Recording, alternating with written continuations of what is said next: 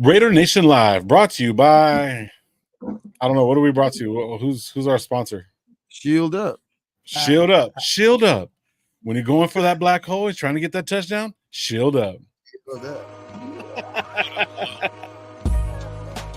Shield up.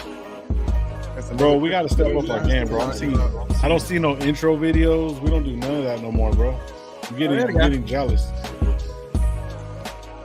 Because it's just for show. Now let's just talk Raiders. But yeah, we're gonna bring some more of that to the show. You know what I mean? But we gotta get to the meat and potatoes of fucking the shit, dog, man. Hey, Max, we're gonna talk about it, man. Max. I heard what Max said. What he means by that, you know what I mean? But damn, it's a wake up call for sure, man. Because I mean, damn. Not something you wanted to hear, but I mean, hey, at all, bro. It looks like we're gonna see what the fuck what kind of team we are in the next couple of weeks. I mean, we've been in that shit all year, but we're not that good, man. So, are we gonna trade Max? That's the question. You know what? I don't know, bro. I really don't know. I don't see AP doing that, but I don't know, man. If Max puts the pressure, I can see them being tight enough to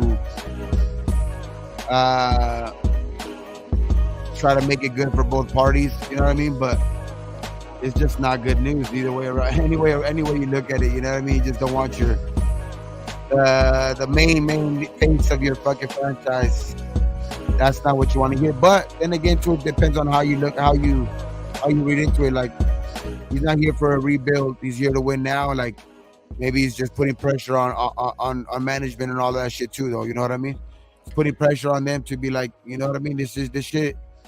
I'm only gonna take this, so much more. You know what I mean? But we'll see, man. We're gonna see very soon because the trade deadline is only like 3 weeks away. So that's just going to. The news ain't gonna get any the volume's gonna just go up on that shit in the next couple of weeks, but especially if we keep looking the way we're looking, Week 10, right? Think so, yeah, early November. So, but the thing is that, like, if you keep looking the way you're looking, dog, and then we are bye week coming up in a couple of weeks where I don't know, man, guys are sitting around looking for shit, evaluating the season because it's literally almost a smack in the middle of the season. And when these guys are coached sitting around and talking about it, there's gonna be teams calling in, bro, because the noise is already there. So it all depends on if the Raiders are just serious in building around Max, not rebuilding, because you heard what he said, building around Max, and not settling on for anything now, because it's going. People are going to be calling in with some good fucking offers, though, because he changes a defense that's already good. If you put him on the other side of any defense that already has a significantly good fucking pass rusher, dog, like, he's going to put most of those teams over the top on the defensive side. So it's all going to depend on what the Raiders value Maxx Crosby, dog. Yeah, that wasn't good to hear at all, bro. Like, for me, that shit wasn't good to hear at all. It just kind of, when I heard that shit, bro, kind of just threw me for a loop. Hold on, I'm sorry. Yeah, it's just not good news, but I can see just Max, like, I don't. I'm just hoping the latter of it, man. You know what I mean? It's like that shit just gets your fucking mood down, dog, because it's like, fuck, another one of these fucking, like, when the fuck are we ever gonna get it right, dog? Like, it's like, or not even just right. It's like, even when you're struggling, dog, like, you don't fucking get rid of your, like, best players. I don't give a fuck. Like, there's teams that they just don't do those type of things, bro. It's like, fuck, bro, but till I see it happen, I guess then I'll fucking lose it. But right now it was just some bad fucking news today. That's for sure. Words were, "I'm not here to rebuild. I'm here to win," Crosby told reporters Thursday. Whatever that means. Whatever that means, but I'm here to win now. Wherever I'm going to be here to win. So that's all that matters to me. So that could be Mr. Shoot.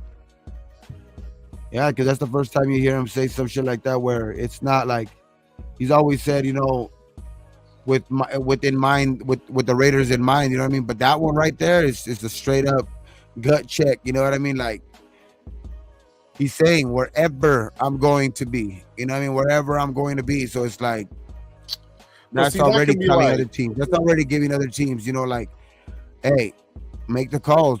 You know what I mean? Because that's already inviting. You know what I mean? That's already like an invitation to like, hey, make some calls or something like that. Is he available and shit like that? Like, and it's just, I mean, I think the calls were going to be there regardless because of the situation that we're in, but it's all going to depend on our management. I know Mark Davis also said, though, that he's not in the business of trading Maxx Crosby. So hopefully he sticks to his guns and just, you know, don't matter. You know what I mean? Like, I understand some people want to say, like, Max deserves to go, like, if he's been here and like for coach after coach, and like, you know what I mean? Like, and that's true and all that. But if we just keep getting rid of players, we're never going to get good, especially rid of our best players. So like at some point, you know, our ownership, somebody just has to be like, I don't give a fuck. You know what I mean? You signed a contract, you're going to be here.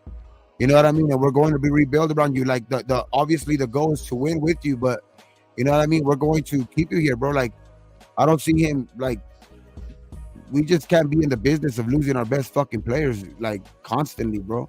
Nah, I agree with that. I completely agree with that. I mean, I don't see that happening. I mean, but like the defense is pretty much just all hurt. I can see him not wanting to play a little bit because he's fucking back against the wall, bro. But like, dude, they do all this shit, man. I don't know what they're fucking doing. It doesn't make any sense. I'm not going to take it as that. I'm going to take it as him saying, no matter what the fuck I'm going to be doing, no matter where I'm going to be at, I'm going to be here to fucking win. That's it. That's why I'm taking it. I don't care what anybody says. That's exactly the way I'm taking it. But anyways, we're going to get... So I see him in another uniform, then I'll talk some shit. But until I see him in another uniform, yeah, I'm just going to like not sweep that comment under the rug, because that's something to like open up the franchise eyes, open up the fans' eyes. You know what I mean? That like, you know, when something's said like that with Max, I think that's a calculated type of fucking, you know, statement with him, dog. So it's like, I don't think that he wants to leave like right this second, but he needs to see some actual fucking, you know, some shit happening, dog. You know what I mean? And hopefully now that we do have some actually fucking guys that are in the building that might know more football than Mark Davis, dog, because I just seen a stat today that since Mark Davis took it as owner, dog, like we're literally the bottom of every category, every single category, win percentage, like making it to the playoffs, playoff wins, like it's just it's not good, dog, since he's taken over. So yeah, bro. I mean, until I see him in another uniform, it's sad to say, but damn, bro, like it could happen. Yeah. Well, we're gonna talk a little bit more about that. That's a crazy ass stat, though. But man, I just want to shout out everybody in the building. Welcome to RaiderNationLive. I'm your host, Lo. We got Coach Gravy is not here again, man. He's feeling on the weather, so hopefully prayers go out to Gravy. He might show up, might not, but I know he's feeling a little under the weather, so hopefully get better, Gravy. Talk to you soon. Shout out Gravy, and got the homie already Gabe in the building. We'll get to the chat and we'll get into it. Thank you once again. Well, we always tell you guys around these parts, thanks for what you do and what you don't got. And don't drink and drive. We're going to get into it. 2 cents. What up? Salute to you, man. My opinion in the building says we're really trading Max. No, I don't think so. If the Lions lose to the Vikings, maybe. Doubt it. John Seventh, the studio says right here for right tackle, Penei Sewell. Straight up, nah, they won't do that.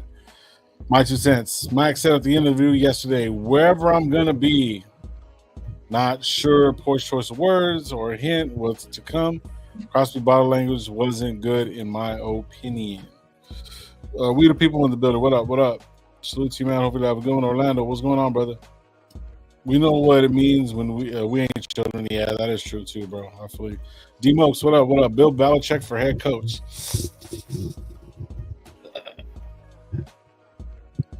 D-Mokes, I like you, bro. I'm just gonna just relieve that right there, but I'm not gonna touch that. We'll talk about that a little bit more. Crosby is more of a player than he pushes the motive. That what did he say? I'm sorry. So Crosby is more than a player. He pushes and motivates others. Yeah, I believe that. We need 3 number ones and 2 number twos if for him though. Yep, if we're doing any of that, go for it. Al Davis would have sent the Mayflower moving van to his house when he threatened to trade if the Raiders didn't hire Antonio Pierce. Just delayed the inevitable. Wow. Cool Kev in the building. What up? What up? What up? Salute to you, man. Leo, what's up, bro? Salute to you, man. Hopefully you're having a good one. Myra, what up? What up? What up, Lo? You don't want this fantasy smoke. Tyrone Bigum's coming for y'all, man. Tyrone Biggum is ashy as hell. You better get some Diddy oil and lube him up because you ain't doing nothing this week. I'll get what you later, Myra. Shout out Myra. She might beat me though. I have a couple players that are out. My opinion right here. Davis wants to speak to Saunders. Man, I'm not worried about it. Love Toxic. You know I'll be there Sunday. Yeah. Hey, shout out Leo. Leo said he's gonna be in the building. We're gonna be there. Gio, what up? What up? What up, man? Hopefully you're having a good one. Leo, don't tell Chris I'm over here cheating on him. Stupid. Anyways, shout out to everybody in the building. Sean Johnson, low man, and Gabe says we're gonna have $123 million in cash space in 2025, plus 10 in the draft, 10 draft picks in 2025. Maxx Crosby better stay. Yeah, I believe that. That might be good. Prime is gonna be head coach. Come on, dude, don't do that. Prime ain't gonna coach in the NFL. If you know Prime, you know why. D-Moke say Bill Belichick is not McDaniels. He's a known winner wherever he went. I agree, bro. I agree. I'm not gonna knock Bill for him doing his thing, bro. But yeah, but there's certain time, dog, where like you gotta look at it for what it is, dog, and he's past his fucking time, dog. Like that dude's old, done, bro. Like I understand he wants to coach still because he probably still has that itch or whatever, but it ain't the same anymore, dog. Like I just think that he was in an era where it was perfect for him and like perfect for his style of coaching and shit like that. But I mean, I don't know. I mean, Bill Belichick, how much is he still really into it? You know what I mean? Like I don't know, man. I don't know if shit. I don't see it. I don't see him coming into the Raiders to coach either, dog. Like I just don't see it. I was gonna say the same thing, bro. He loves the East Coast. Like I just don't see him coming over here. For me, bro, with Belichick, if that was the case, he would have fucking coached. He has to like a little 30-year-old girlfriend. He's sitting back on, a lot of people are saying like some of the shit that he used to say and how he used to be, bro. I'm not taking anything away from that guy, but yet there was Deflategate, there was the cheating fucking scandals, there was all these stuff, man. People cheated, right? But I like what Orlando says right here. And a lot of people got to overlook this whole situation. Everyone's Brady. Check this out, bro. Brady is just a good quarterback. How can he evaluate talent? He had no talent around him. He made the other people good around him. Now, the thing is, you can give everybody pointers, whatever, not, but they're never going to fill your shoes, bro. No bullshit. You know what I'm saying? It's not like that. Who's he going to bring in and look at and be like, yeah, this guy's going to do this, that, and the third? He's a minority owner. And it's not just him. It's Seymour and the other gentleman that he's with. It's a group that's coming in. He's walking in because he's the name. You know what I'm saying? But Seymour's the name too. He's a Hall of Famer as well, bro. Seymour was part of the Raiders. Why isn't anybody saying that Seymour is going to come in and start bringing in Italian evaluation and stuff like that? People are putting way too much shit on this. Oh, I think because it's Mark Davis. Mark Davis himself said it. That's why. He said he might. Saying that. He said he's going to, like, we traded. He literally said we traded Devontae Adams for Tom Brady because so Tom Brady can help us choose our quarterback of the future. Nah. He said to help us pick our quarterback of the future. Help us maybe pick our quarterback of the future. He said possibly.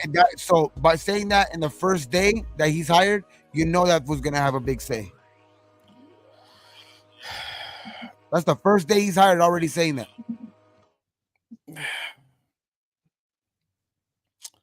See, this is the thing. certain people. Brady's mentality is great. He has a mentality of like, okay, you're gonna overlook me, so forth and so forth. I'm gonna show you. He came in with no expectations. Nobody thought he was gonna do what he was gonna do. He was the last fucking pick of the fucking draft, bro. You know what I'm saying? Nobody thought he was gonna do. It was in him. It was him. He made himself the fucking guy. You know what I'm saying? With a great defense to back him, right? He wasn't the fastest. He wasn't anything like that. So because of that, I don't see him actually being able. What has he shown that he can run a fucking organization? He hasn't shown shit. He hasn't shown a fucking thing. Nothing. So everyone's saying they're like, oh, Brady's gonna come in and change the fucking game, but then yet we'll turn around. One of the guys that's in the fucking building, that's our head coach, outbeat him in his perfect fucking season, right? So, but then now they want him fired, but then now they want fucking Brady to come in and be the fucking savior. It's all the hope. It's all the hope, bro, because nothing else has worked. Yeah. So this is the new thing right now. So, I mean, Brady's been a proven winner wherever he goes, basically. So it's like we're hoping that he can continue that shit now as a fucking in his new fucking venture as a fucking minority owner or whatever. Like that's the hope. I mean, that's the hope that you're holding out for it, because if he's never lost wherever he's went, so then I mean, since he's been in the NFL, so you're hoping that he can continue and carry that into his fucking, like dedication into getting the right guys into the building and shit like that. So that's really what I think the fans are mostly saying, that's why they hoping that Brady comes in here and does that shit, because if not, because Mark Davis has shown that he can do it. You know what I mean? So it's like, that's why I think that's where it all comes into. I think that's where the Brady comes into it more. Like we're hoping that he could come in and do that shit, because shit, if we're already looking at it we're like he's gonna come in here and not do shit, then shit, if we're banking on Mark, then fuck. I'd rather bank right now at this point with no experience of Brady. I'll take over Mark Davis' experience right now.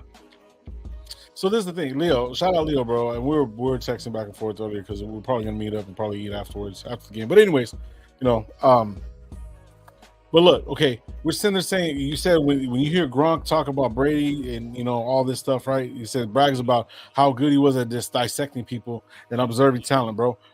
Gronk, if you follow what Gronk said, bro, Gronk couldn't even read the fucking playbook, bro. So how can he turn around and take Gronk into making them whatever? All Gronk did was hit the fucking seam and find a zone spot. That's all he did.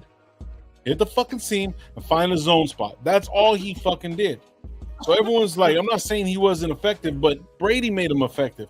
Brady's not going to be on the field. Gronk was a fucking dumbass, bro. Like, he's literally still a dumbass. Could barely fucking read, bro. Like, I'm sorry to say it, but I'm not taking away from him what he's done, bro. But it was I think Brady knows exactly. I think Brady knows exactly when to. What's up, Gravy? I think Brady knows exactly when to come into the building, because he knows that his legacy could shoot up now in his post career. Now, like as an owner, like this quick, his owner he could already be looked as a fucking like great fucking like owner or great asset as in soon as year one, now, because of the situation that we might be in the draft, that we might be in the top pick to draft pick, right? We might have all that money. We're going to have all that money in the fucking salary cap. You know what I mean? So I think this is like the perfect opportunity for Brady, because it all falls into line for him like that, to where if he's gonna make it, it's like you said earlier, he's the face of like the new organization that's coming in, right? Like that like the minority owner. So he's the one that's gonna get probably gonna get the reap all the benefits if next year we choose the right quarterback and all of a sudden it gets flipped around.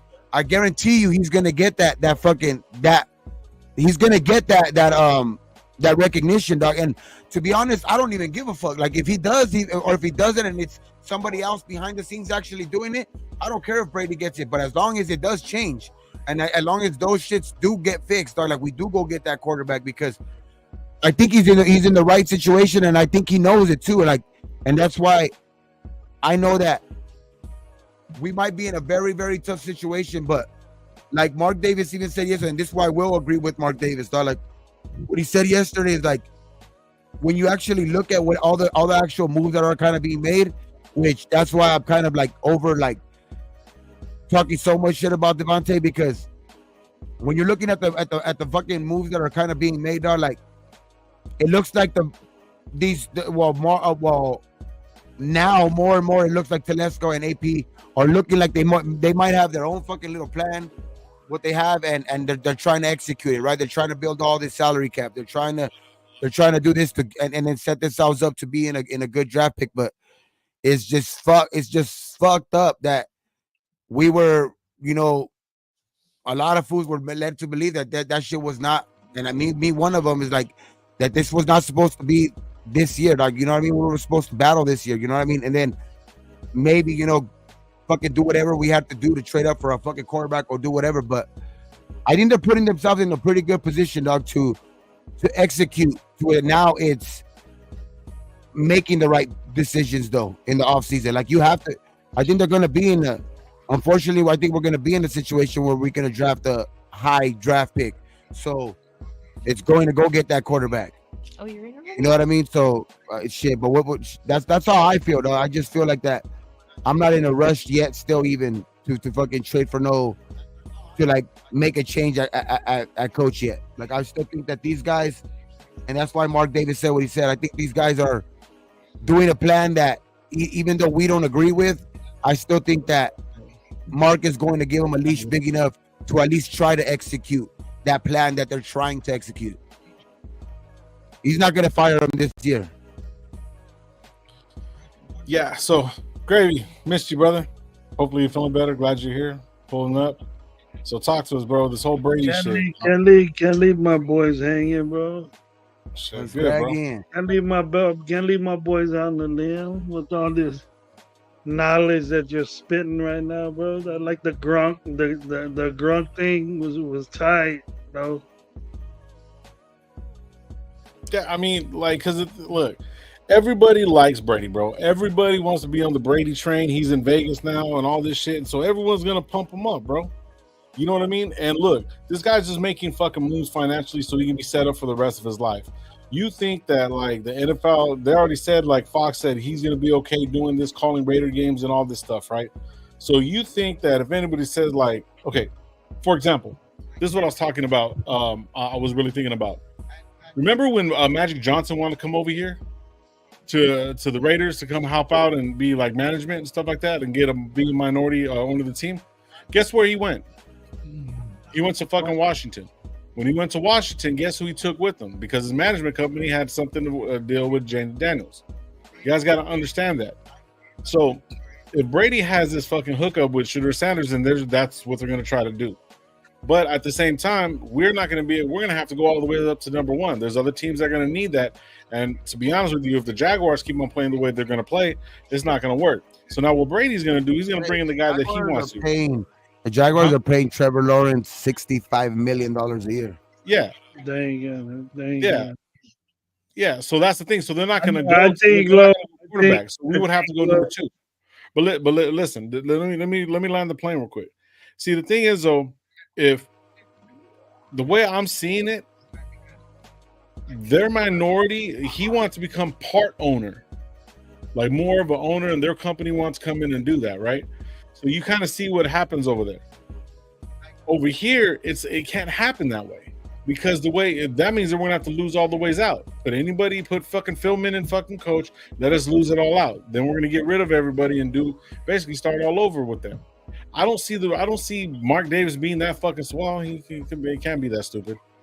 But for me to look at Brady to come in and just be a minority owner, so he's gonna have a say, but Seymour's not. That makes no fucking sense to me. No, it's not. I don't think that Seymour's not going to have. It's not that Seymour's not. It all depends on Who wants to have more hands-on on the fucking thing? Like, what if Seymour wants to sit back? What if Seymour doesn't want to be that guy and Brady does want to be that guy? I just think it all depends on who wants to step up and actually have their hands on. Because some guys could, like you said, some guys could just, like, they could be minority owners. They could just sit back and collect the money, like you said. Yeah. But if Brady wants to be, like, I think Mark Davis has already, like, kind of left that invitation open to where if Brady does want to become that hands-on type of owner, he's going to let him. I think he's going to let him, but it all depends on if Brady wants to be that guy. You know what I mean? It's all going to depend on Brady because he does have another job. He has a fucking a commentator job and all of that shit. So it all depends on how even committed Brady is to do that, because he could just, like you said, he could just still want to sit back and collect the check and not do shit. And you know me, baby, maybe just be the face and have other guys be the behind the scenes, and he's going to end up getting the credit regardless. But I just think it's still... The only reason I say that the Brady thing is a good thing is because for some reason the NFL has always been in love with Brady, dog. So for some reason they always have that fool winning somehow. So right. Shit, if he's at least if he's on our side, that means us winning. That means us winning, right? So shit.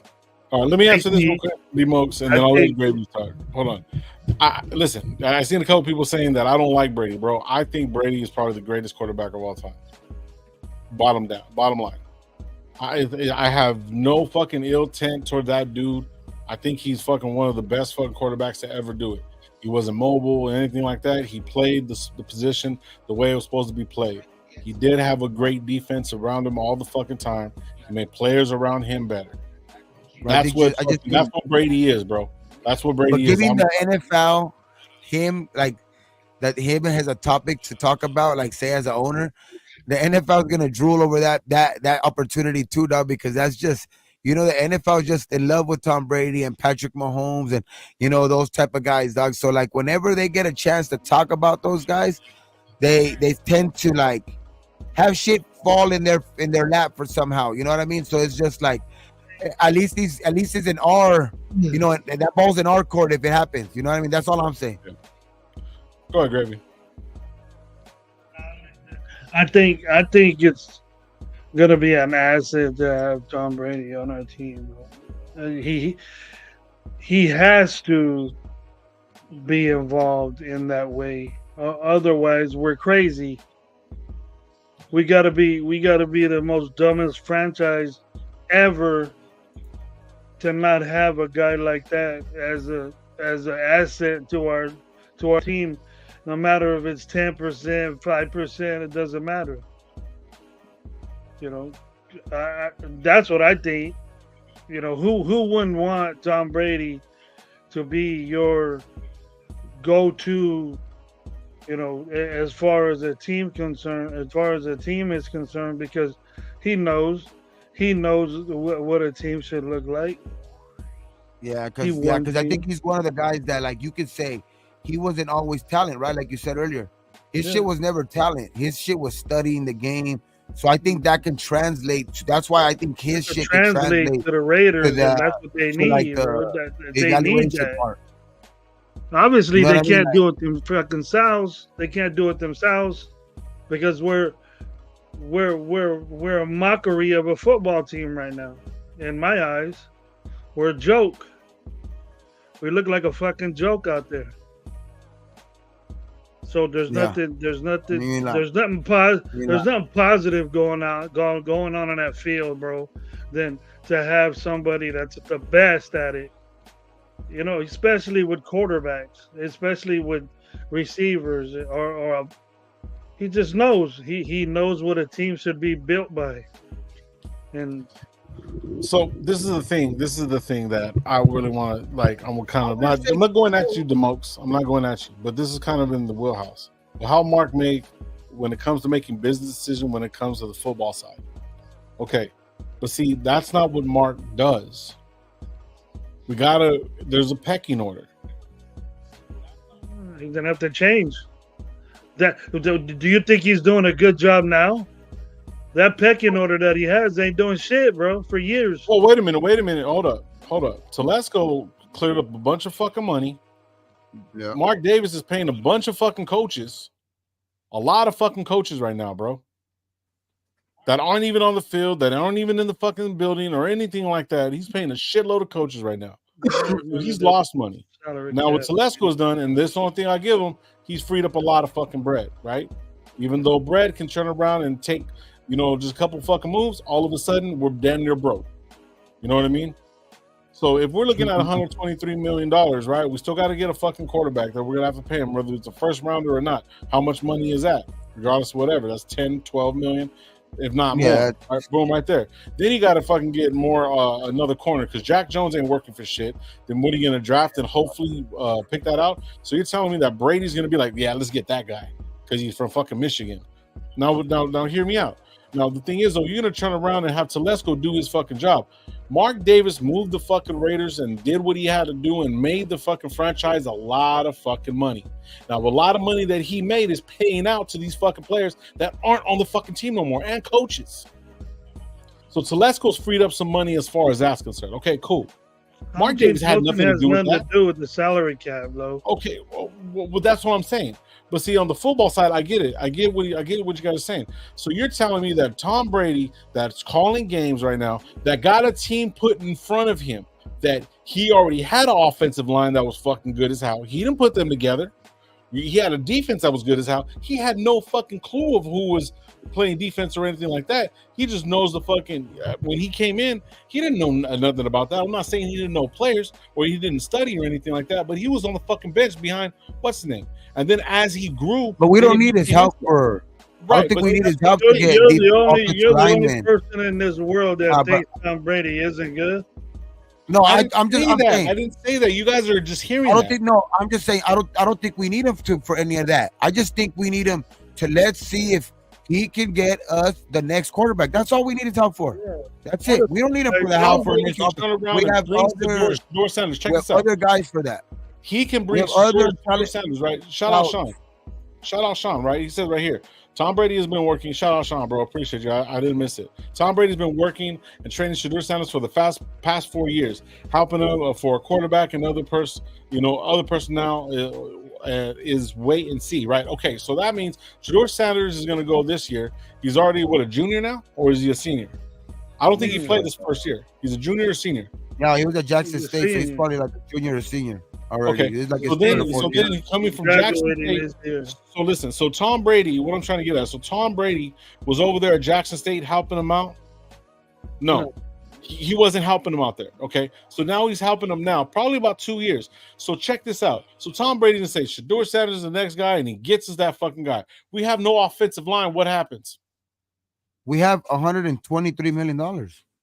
Right, but that's not necessarily saying that he's going to get the right. Did you hear something about Tom Brady helping Shadur Sanders or something? Because I haven't heard nothing. Yeah, there's a video of him fucking. That's the reason why we have to. That's the reason why we have to go use that money wisely. There's avenues where we can fix this team. Like you've seen that exactly that's exactly what Houston did 2 years ago. It's exactly what it looks like Washington, the Commanders are doing this year. They had no offensive line, no quarterback. They did that. You know what I mean? They were able to have the most, some of the most money available to them in the offseason. They were able to go, get areas and fix the areas where they needed, where are pretty glaring is offensive line and quarterback. So it's like if you're able to pick high and the quarterback, that's not going to hurt that $123 million almost at all.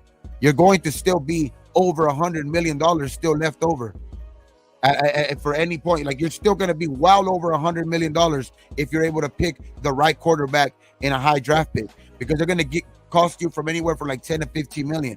So taking away from 123, you're still well over 100 million in drafts, and then you're still able to get all kinds of. You're still able to get plenty of guys with that.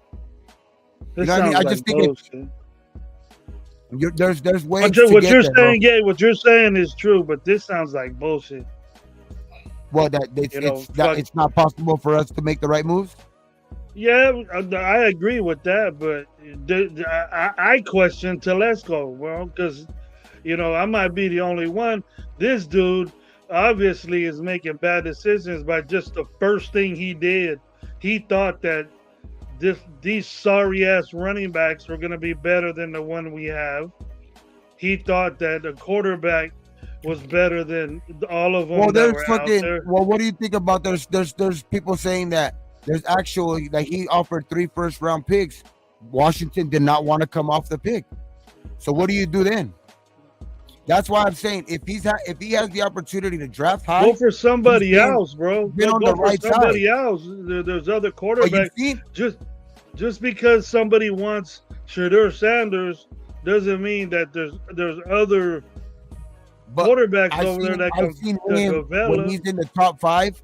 When he's in the top 5 to try to pick a quarterback, he's hit.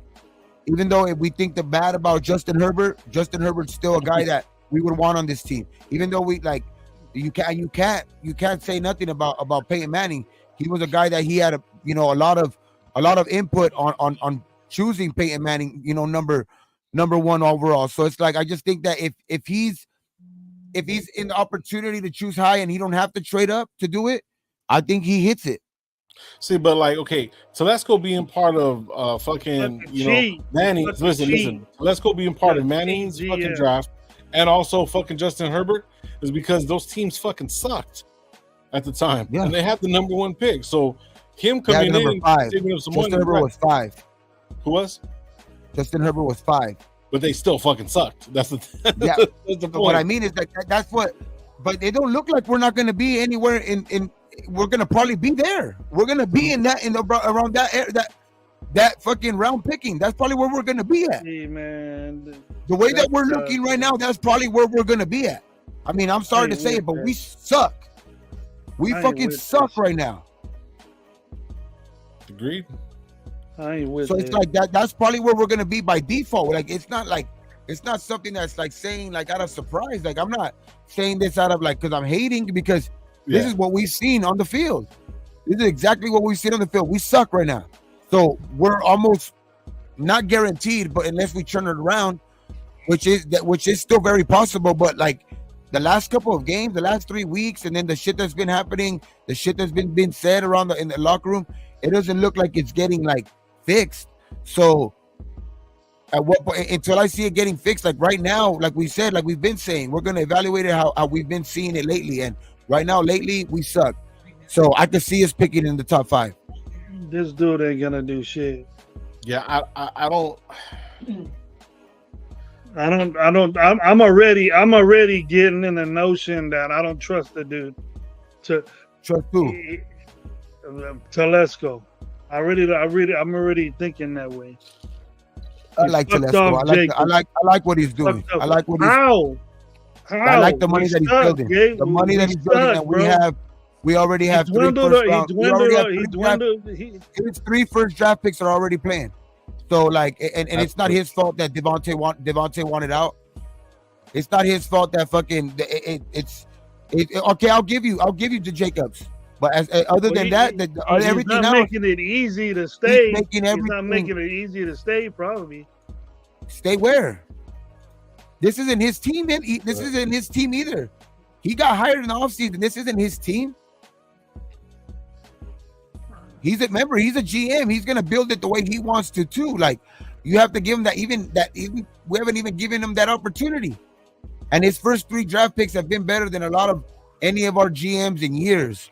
So I'm gonna give him the benefit of the doubt if he's able to draft. If he's able to do that and get us our quarterback, where everybody's gonna forget about and call him the best fucking GM in years. Because if you have Bowers, why didn't he do it? And Glaze, why didn't he do it now? Quarterback? Why didn't he do that now? Because you can't do everything in 1 year. You can't. That's not possible. That's important thing. Everybody wants to do it, but that's what I've been saying. That's what I've been saying. Everybody wants results now. Like it's his first year. If it was his second, third year, and like we're still waiting for a quarterback by him, then I had a feeling that he wanted a quarterback. Like I'm still in the notion that he wanted a quarterback, but there was a lot of shit that didn't happen. He wanted to trade up for what he couldn't get it. He thought that Penix was gonna fall to him. Atlanta fucked that up. So he ended up getting the next player available, and that dude's balling for us. He's the best tight end in the league right now. Yeah. TJ Watt was the first time he's never gotten a pressure in a game in 2 years, and DJ Glaze did that. Jackson Powers Johnson in his first 2 games, he looks like he's one of our best guard that we've picked in years. So it's like, I'm gonna give him that part of it. You know what I mean? We still haven't even seen Trey Taylor, so I still want to see those guys. I see the other guys that are like fucking up. I think we're putting that on Telesco too, where he's still evaluating these guys like Hobbs, like Morig, still even to see if he even still wants to pay him at the end of the year. We keep repeating ourselves. We keep repeating ourselves over and over and over. But we thought these guys were going to ball out. So now it's actually smart, because a lot of us were saying, that's another thing I'll give of Telesco too. Like, a lot of us were saying, sign this guy already, resign this guy already. You could probably get him for a discount. And now it's looking like it's damn good that he didn't re-sign those guys yet, because they have not proved anything. Yeah. Like Hobbs, like fucking, like Diablo, like Morig, like none of these guys have showed anything to get re-signed, which a lot of us were talking about, like, we should re-sign them now because they might be a discount right now. But as of right now, it's looking like, fuck, we might just let them go because they just are not working out. Then we're gonna get worse. Either worse, or use that money to get actually guys that he wants, and maybe that's how it works out. Getting the guys that he wants in here.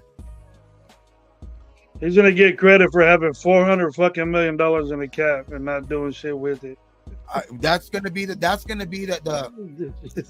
That's gonna be the test, because I'm not gonna say records for saving money. I'm not gonna give him, after 5 weeks without his team, and he's giving us the most money that we're probably going to be in the best position we've ever been since Jamarcus Russell to pick a fucking quarterback.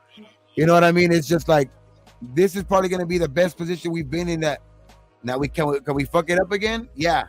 But I think I have faith in Telesco. If he's at the top of the draft, he will pick the right quarterback, because he did want to trade up for Jaden Daniels because he's seen that talent there.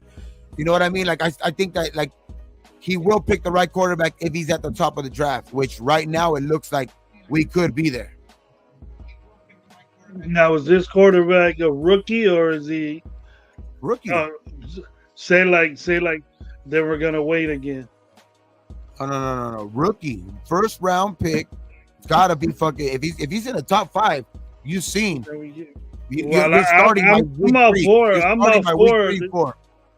I'm all for nowadays. They're just, quarterbacks are starting. Yeah, if you're in the top 5, you like. I don't think what Drake May is the furthest one into the season that started, right? It's what, game 5, 6? He's already started. No, game 5 he started, right? That's the game that he came in. He was the latest one to come in for the top 5. This is game 7 or something, isn't it? No, but Drake May came in when, 2 weeks ago. Yeah. He started playing 2 weeks ago or last week. So that's why I'm saying, like, by week 5 or week 3, like, if you're a top 5 quarterback, like Drake May, I think was in the, because they wanted him to learn a little bit behind what's his name, Jacoby Brissett.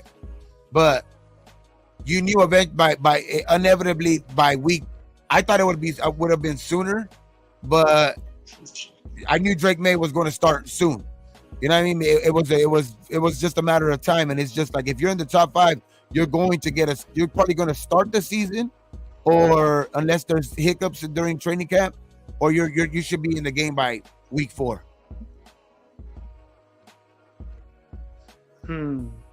But if you're in the top 5, you've seen Caleb, you've seen Jaden. They're week 1 starters. So if you're in the top 5, you should be a week 1 starter, especially on this team that doesn't have a quarterback. I mean, Gabe, on some real shit, bro. You're saying a lot of shit, bro. I'm sorry to say it, but like, even though, like, not necessarily, I'm not trying to pick holes or like say anything that you're saying is wrong, but like, what you're saying is true, bro. It's a lot of people don't want to fucking wait around. The picks that he has brought are fucking doing what they're doing. And the way you're looking at, like, going in and getting the fucking quarterback, we all want that. No matter what, we all fucking want it. You know what I mean? But if we're talking about Telesco, he gets fired the day after the draft if he doesn't pick a quarterback. That's how fucking, like, I think everybody's even looking at him from fucking management like, this is the chance that you're gonna be given, bro.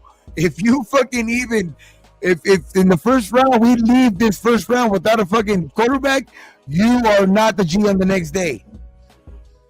That's how it should fucking be. That's how blatantly obvious it is, dog. Like I don't think they can fuck this up if he's in the top 5. And what I mean by fuck it up as in, because they still have to pan out as a player, but as in they have to pick a quarterback, dog, like high in the first round. I just think that there's no way around about it. That's going to be top priority. Fucking Atlanta. What happened with Atlanta? I was down with Penix, but they didn't. They got Cousins. They didn't need a fucking. That's what I'm saying. I think they that didn't fucked need up a quarterback. Shit too, bro. I think that fucked up Telesco's almost perfect draft too. Like it could have been a perfect situation for fucking Telesco right now, bro. Like if he would have actually got that quarterback, you know what I mean? Late. We wouldn't have got Bowers, true, but I still think we go out and get, you know what I mean? Like if he drops there, we still go out and get Powers, we still go out and get Glaze, which then that would have been a good draft. That would have been a good draft. Getting Penix and then getting Bowers, getting Powers and Glaze. Powers Johnson. Yeah, that would have been a good. And then fucking Glaze, that would have been a badass draft right there. You're getting ready for Penix. I just think that it was they threw wrenches in there, dog. Like it was a crazy ass draft last year, dog. Like that is unheard of. 6 fucking quarterbacks in the freaking first 10 picks, 11 picks. I think it's going to be the same this year, probably. But I think we're not going to be at 13. I'm sorry to say, but I don't think we're going to be at 13. We're going to be up there. We're going to be up there. That's why I'm saying. That's why I'm thinking like this year we will be in that position to where we don't have to we're not going to come out of it to where fuck. If we would have just traded up or fuck. If we would have just some people say if we would have just lost those games last year, instead of, winning on what do they say? Winning meaningless games. You know what I mean? At the end of the year, then we would have been in a better fucking position to draft the quarterback and all that shit. But I just think, I don't know, man. I just think we're gonna put ourselves in a good position at the end of the year. I think we're gonna suffer this year. I think it's gonna be I think it's looking like a bad year, but I do think that we're gonna set ourselves up good because you already seen in our own division, dog. I'm not gonna fucking be all big on Bo Nix or whatever like that, but we need a quarterback, dog. Like everybody in our division has somebody at least that they could say that's who they're gonna depend on for the next couple years, right? So we need at least that guy. We need somebody, dog. We're even thinking about desperate need. Desperate fucking need. I want to get a couple of wins, bro. I do too, bro. I fucking do too because I'd rather sacrifice for winning. Yep, I'll be in LA Saturday, and then we're gonna get together on Sunday before the game. And you're jamming. I forgot. Yeah, we're all going and shit. We're all gonna be there. Greg, are you gonna have the podcast on Sunday? You want so I can set it up? I don't know, man. It matters how I feel, bro. I'll let you know. I'll let you know Saturday before you leave. All right, for sure. Man. Just want to fucking win, man. That's at the end of the day. That's all I want, dog. I just want to. Don't think that we're over here hoping we lose because I'm not hoping that we lose. I want a quarterback. I don't either, but it's just hard. I want a quarterback, but hard. If it's gonna sacrifice losses, then I want to win, man. I've been losing so long, shit. Hell yeah, dog. You ain't gonna hear me complain about a win. That's for sure. You'll never hear me complain about a win. So long with me, dude. That makes my whole week. When we win on Sunday, that makes my whole fucking week, dog. Yeah. So it's and that'll be 2 weeks because we're about to go on a bye. So we'll be oh shit, we'll be riding high for at least going into that bye. Going in to go play fucking, Kansas City, you know what I mean? Fuck it. We're the last team to beat them. Shit, who knows? You never know. Yep. I ain't looking for that. if they're in the mode that they're in right now, I ain't looking forward to playing Kansas City. Yeah, no shit. Yeah. I mean, either way, Good dream, dog. We could get Yeah. a early Christmas gift this time. Halloween. Is it either way, Halloween? man, I just think, man, it's like the whole thing about Brady coming in and stuff like that, dude. I'm not saying I don't want him to fucking be all knowing and be exactly what the fucking Raiders need, but I don't see it just happening. I'm gonna trust more along the lines of the process of Telesco. Let him do his fucking thing. Let AP become the coach that we all know he can be. People all of a sudden say he's going to be this coach. A lot of people are saying that he wasn't. He's going to be inexperienced, and that's the truth. He is inexperienced, but yeah, he's a leader of men. He's going to turn shit around. I just We believe, knew that. if you guys believe in Brady, right, that ain't even going to be on the fucking field and all stuff. I don't understand why you guys don't believe in fucking AP. That's the biggest. That's my No, biggest. but I just That's if we already knew, if a lot of us already knew that AP didn't have that much experience coming into it, it's like, why are we like holding that like the biggest against him right now? Yep. And we're holding that the most against him right now. Where like when it's his first year, he's still a rookie on the coach. Like, I mean, obviously we want to be winning, but I just like, damn, bro, after 4 or 5 games, you want to give like talk about or not giving a fucking guy an actual opportunity. You know what I mean? Like, damn, bro, like you knew this shit coming in, he wasn't that experienced, and like now you want to like get rid of him after 5 games because he's not that experienced. Well, check this out. Yeah, Gabe. you want to give Brady. You want to give Brady fucking everything and let him fucking do everything that you No. want I'm to do. not saying. I'm saying that like, I'm saying is that Mark Davis already. Like, I'm not saying that it even should be because he still shouldn't have to go through like the tunnels and all of that shit to where like scouts go through and all of that shit because the scouts are the ones really putting in the work. But Mark Davis already made it clear like yesterday, dog. Like, and I'm not saying that he should help with the whole fucking team. I'm saying that if he's one of the best quarterbacks, if he's one of the best or the best quarterback of all time, dog, like I don't see the downfall in like having him be in the room to evaluate who we should pick at quarterback. That's all I'm saying. You know what I mean? That's all I'm saying. I'm not saying he should be in the room to fucking pick our defensive guys and our fucking offensive linemen and all of that shit. No.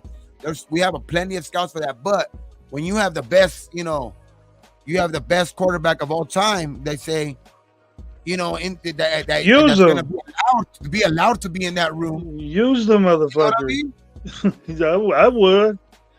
Use him. You got the best quarterback out there. Use that motherfucker for all his knowledge. That's all I'm saying. I'm not saying He's give him the keys he's to the better fucking than organization already. Hell no. if they don't use them, then they gotta be the most idiot ass coaching I've known right there. I got somebody like that. Okay, Sholo, man, whatever. I think you're saying Sholo. So, bro, think about it like this: that roster that's there, they didn't pick up nobody in the offseason, bro. Mac, Bosa, Herbert, fucking. They don't have a running back, and then what's the name went down already. You know what I'm saying? Their defense, fucking the one of the other guys that he picked, Mike Williams, is gone. You know what I'm saying? Like a lot of that defense he put together, bro. Like, Bro, I think the offensive line too is not that far off, bro. Like, because I do believe in that. Right tackle. I do believe in that Glaze and Bowers are going to be here for a while. I think they are going to turn into guys that are here.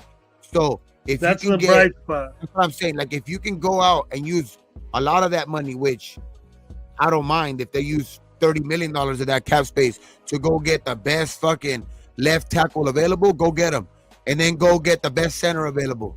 If you're able to go get those two guys in the draft, bro, like in off season, and you're able to draft your quarterback with the two promising rookies that I think that are going to be a future in this team, I would say I wouldn't mind keeping Parham around. I wouldn't mind keeping Parham around then. You know what I mean? Because then you can see what Parham has with a better offensive line. You know what I mean? I just think that Andre James and like and Colton Miller and like just the other shit of that, like I'm not cutting Parham any slack or anything like that, but I just think Parham is one of the guys that I have seen like little bit flashes more than other guys. Like Andre James, I don't know, bro. And then Colton Miller Get right now. another guard. I would get another guard and put the Powers at center. You got your center right there. You got Parham that could be a center as well. So It just depends on what you could go get. What's cheaper and what's better available. If you could go get a center and a tackle, then go get that. But like, I mean, I'm just hoping that obviously I would want to fucking get some wins right now, bro, because I'm tired of fucking Sundays being like this, bro, because it's some bullshit. Some fucking bullshit. Well, Nah, I Bills. hope the luck of the luck of RaiderNationLive is in SoFi Stadium with you guys over there. SoFi has been very, very bad to me, bro. SoFi has been horrible to me. But ain't shit happened since the 2 times. I have not been to a game at SoFi where we have won. Yeah, neither have I. And I think I've been to every single game since in LA. Fuck. I think I have. I think I've been to every single game. I've been at a bunch of games at SoFi. I was at the Thursday night game. I was at that game, the Thursday night one. Last year Charger game. Or this Chargers, the Thursday night game, I was there, right? That was the one. This year's Charger game. The Thursday night game too. You were there, bro. It's fucking crazy, bro. We fucking. I remember been fucking losses, bro. I'm fucking tired of that shit. I was right there watching fucking Baker Mayfield come down the fucking field after 3 days. We have the audacity of saying that's our stadium, and we always lose. It is our stadium, bro. We don't win. It doesn't matter. We're fucking Raiders, bro. Who gives a shit? Because you're there. Because you're there. That's why. Yeah, exactly. Get over that. Get over stadiums. Get over fucking. Shit, we don't even win in our own stadium, bro. So what the fuck? Tigers are gonna be one win away from the World Series, dog. After tonight, so at least I could get. At least I get to see some winning baseball right now, bro. The Raiders got him so pissed off that he's all in the baseball. Shit. Well, these are my 2 teams that I have right here. These are the only 2 teams that I really care about. Dodgers, Raiders. Dodgers, Raiders. You got a Dodger attack on you? Right here. Is it LA right here? The Dodgers, then the city, and the Raiders. Pay for that? You pay for that, bro? Yeah. Is it? Yeah. The LA? This is crazy. So you're on the clock with the number 3 pick overall. Kevin Banks Jr., Shedeur Sanders on the board. LT. Yeah, we'll fuck things up like that. So Bama and Colorado. So you're basically saying Kevin Banks, Calvin Banks, or Shedeur Sanders on the board. Who am I taking? Like, to me, I think my three best quarterbacks to me right now, currently, are, and I would say I'll put them in order like this. I like right now the way that they're playing. I would take Cam Ward, then Shedeur, then Dylan Gabriel. Yeah. Right now. I don't know about Dylan Gabriel. I like Beck. Dylan Gabriel's I'll change Beck. But I like Gabriel's I like those 3 guys right there, but like in that order. Right now, Cam Ward to me is balling the fuck out. Like that's why I'll put it slightly ahead of Shedeur. But Shedeur does, like, the reason why I like Shedeur, and he's not very, very like far behind for me. Like for other people, I'm pretty sure he's number 1. But for me, I would say it's very like close between both of them, because Shedeur also, I like Shedeur because of like he has no offensive line and he's still doing, like, he's still able to ball out and he's still able to like avoid sometimes sacks and get away from him and do it. Like, he's showing me more of that this year. Last year he didn't show me a lot of that. This year he's showing me more of that, and like I like that for this type of team because you've seen what type of line we have. So like if he could be that type of guy under pressure, maybe like that's a guy that we might need more. But Cam Ward is balling the fuck out too, dog. Like, he has Miami back on the fucking as a national fucking powerhouse right now. So I like the both of them. And then Dylan Gabriel with a big fucking win last week, bro, against Ohio State. You know what I mean? Those big wins are what you want to see too, dog. And guys, Carson Beck, I just see him as another another dude. You know what I mean? Like once he gets into the NFL, like he'll be like a guy that's picked around 8, 9 in the draft or something like that. But he's gonna end up he looks like a Herbert to me. You know who he reminds me of? He reminds me like of the guy from like Alabama, like that guy McCarron, like those guys, like those like type of guys. Like they're gonna end up, they're good. They'll probably be good, but they'll end up being really, really top tier backups type of guys. Like our guys. They're gonna be That's what we need. But I mean, Carson Beck, because I just think Carson Beck just plays with too many stars. Like you don't really see what you like could see out of Carson Beck. Like, well, in order for that to happen, all of these guys do. But listen, in order for these guys to be what they're gonna be, you know what I'm saying? That's how you build your stars, bro. They get players and put in front of them and stuff like that, and he's got to get them the ball. So you know what I mean? It's back and forth, bro. You know what I'm saying? So. Yeah. And we're even at the point. Besides Bowers, who we gonna get the ball? You know what I mean? These all around this team, it's something. We need something. We need something. We need receivers. We need these receivers. Fucking balls, dog. Because you see fucking Najee running on us last week, dog. That was pathetic, That's bro. Embarrassing, bro. It's his first 100-yard game. You guys game. said that Najee was fucking good. He's good at fantasy. No. He's good, but like he was great on. He made himself look fucking great on Sunday. No, he made himself look like fucking. Like he couldn't be fucking tackled. He made himself look like Marshawn Lynch and shit, dog. Marshawn Lynch. He made himself look like vintage Marshawn Lynch and shit, dog. That's how he made himself look on Sunday. Like he's a good back. Don't get me wrong. He's a good back. He's had some off years where like you know what I mean. Like that's why Jalen Warren's gotten a lot of carries over there and shit like that. But Sunday he looked like that fucking rookie Najee type shit, dog. Like he looked like he was like, like we couldn't tackle him, and it was multiple fucking times. But we can't tackle nobody, Gabe. We can't tackle nobody. We can't even tackle fucking receivers. We can't even tackle. But Najee was making us look fucking ridiculous. Yeah, it's bad, bro. I like what Sean's saying right there. Sean's saying Cam Wardle, Shedeur Sanders, in a round, then a generation running back with like Genty. Genty will be gone by second round, definitely. And then you know what I'm saying? But yeah, it has to be. To me, it probably is gonna have to be Cam or Shedeur. I mean, unless Dylan Gabriel goes out there and like wins a national championship, he could probably be like one of those guys. But I think with just like abilities and all of that shit, like Shedeur and Cam are gonna be up there no matter what. You know what I mean? So I think these other guys are going to have to do. I like Gabriel. I like Dylan Gabriel too, but it's just, is he a system guy? Those Oregon guys tend to be sometimes that. You know what I mean? So that's what you got to look out for there too. I mean, I know he's barely going into Oregon, and he was already good at Oklahoma.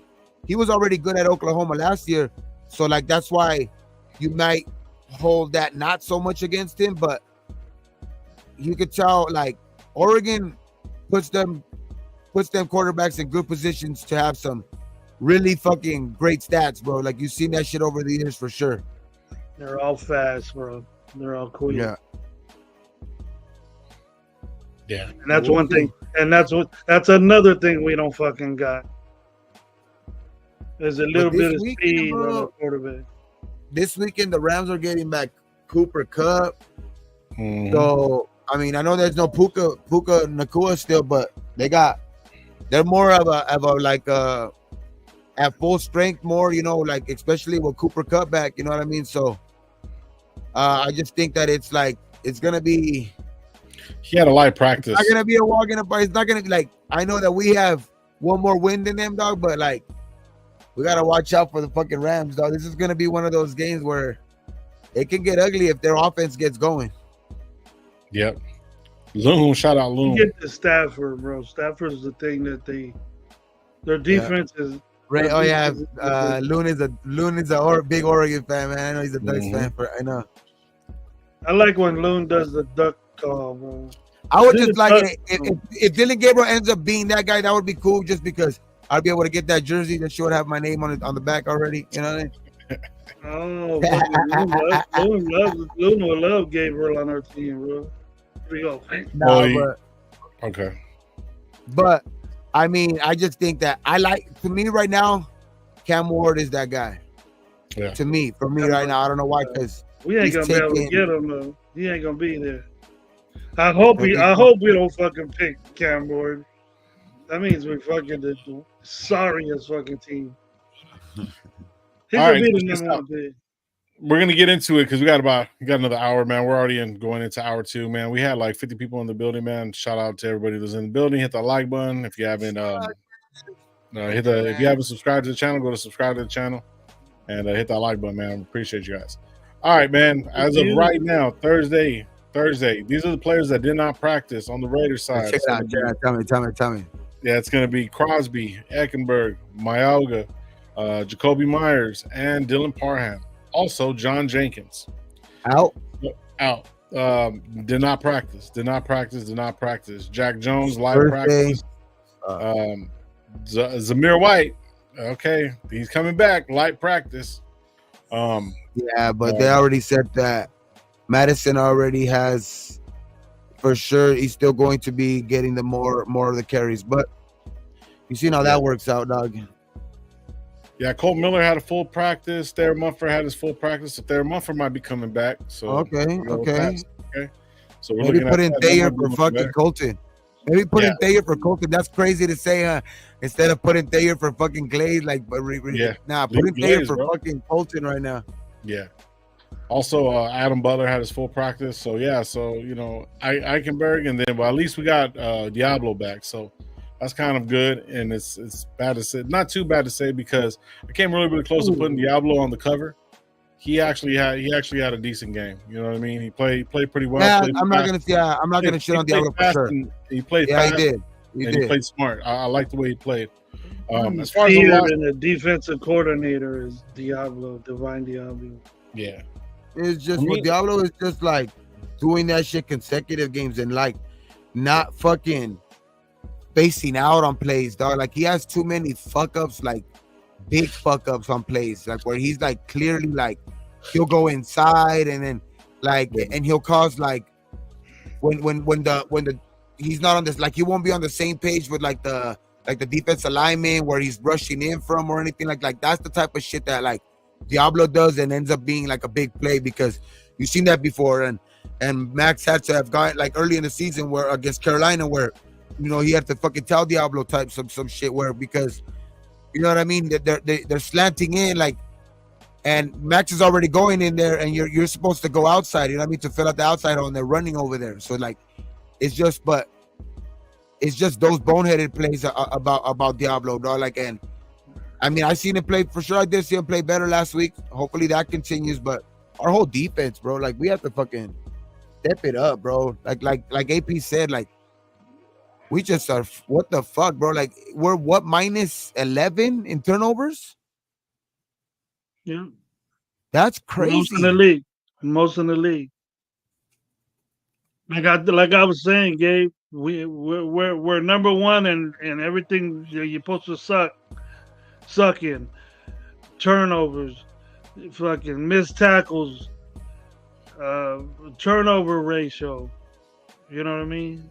We're last in. I think we're last in sacks. Some glue. Turnovers alone. Everything to suck. We're the number one instead of being the best at something. Yeah. And it's sad, dude, because we had all this potential that we thought, and they are good players. I don't know what the fuck it is, bro. It's not the coach. It might be some time management issues that he has, but he's learning too. If you're gonna give the team the benefit of the doubt, then you have to give AP. You have to give AP the benefit of the doubt too.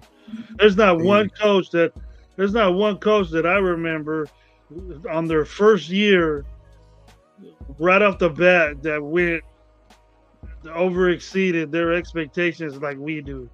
You know what I mean? Usually they inherited a team. You know what I mean? They inherited a pretty good team, and the coach got fired. He inherited a shit team. He didn't inherit a good team, and it looks like Telesco's tearing it apart, starting new, putting his players in there, which I respect, and I think it's always a good idea, but we don't know how long this dude's gonna last. Yeah. We can have his bullshit and deal with it for 5 years. It's just I think we have to just look at their plan through at least for a year, bro. Let's see what their plan is for this year. I'm willing to do that shit. I mean, and I still think that we have looked like shit, but I just don't. Shit, can we come out and win fucking on Sunday? Yeah, we could come out and win Sunday. But it's like, it's just little things in football, dog, that spark, some shit that can end up going a long way. But like, it's gonna be tough. But I just think if all of us, if all of the guys in the locker room could get together, dog, it sounds so fucking cliche, but like, because there's some fucking shit that these guys got to work out, and I think that shit will be easier to fucking work out when you can go on this bye week on a like a little high and a win. I mean, you could come to LA, get a win, and you know what I mean. You could get yourself in a little bit higher spirits, dog, and then like, just fucking maybe that shit's a good fucking a well needed bye week to get some guys healthy, and then fucking see if we could come out and fucking shock the world again, dog. You know what I mean? That shit can go a long way. I mean, would I bet on it? I wouldn't bet on it for sure right now, but that's how easy football could change, though. That's for sure. So I want to answer this question. Easy box, right? Backs, whatever. Why does this team fall apart when they get hit with a left hook? Well, and then he says, why is AP not held accountable for that by you guys? Bullshit. Well, we have stated our opinion regardless of whatever.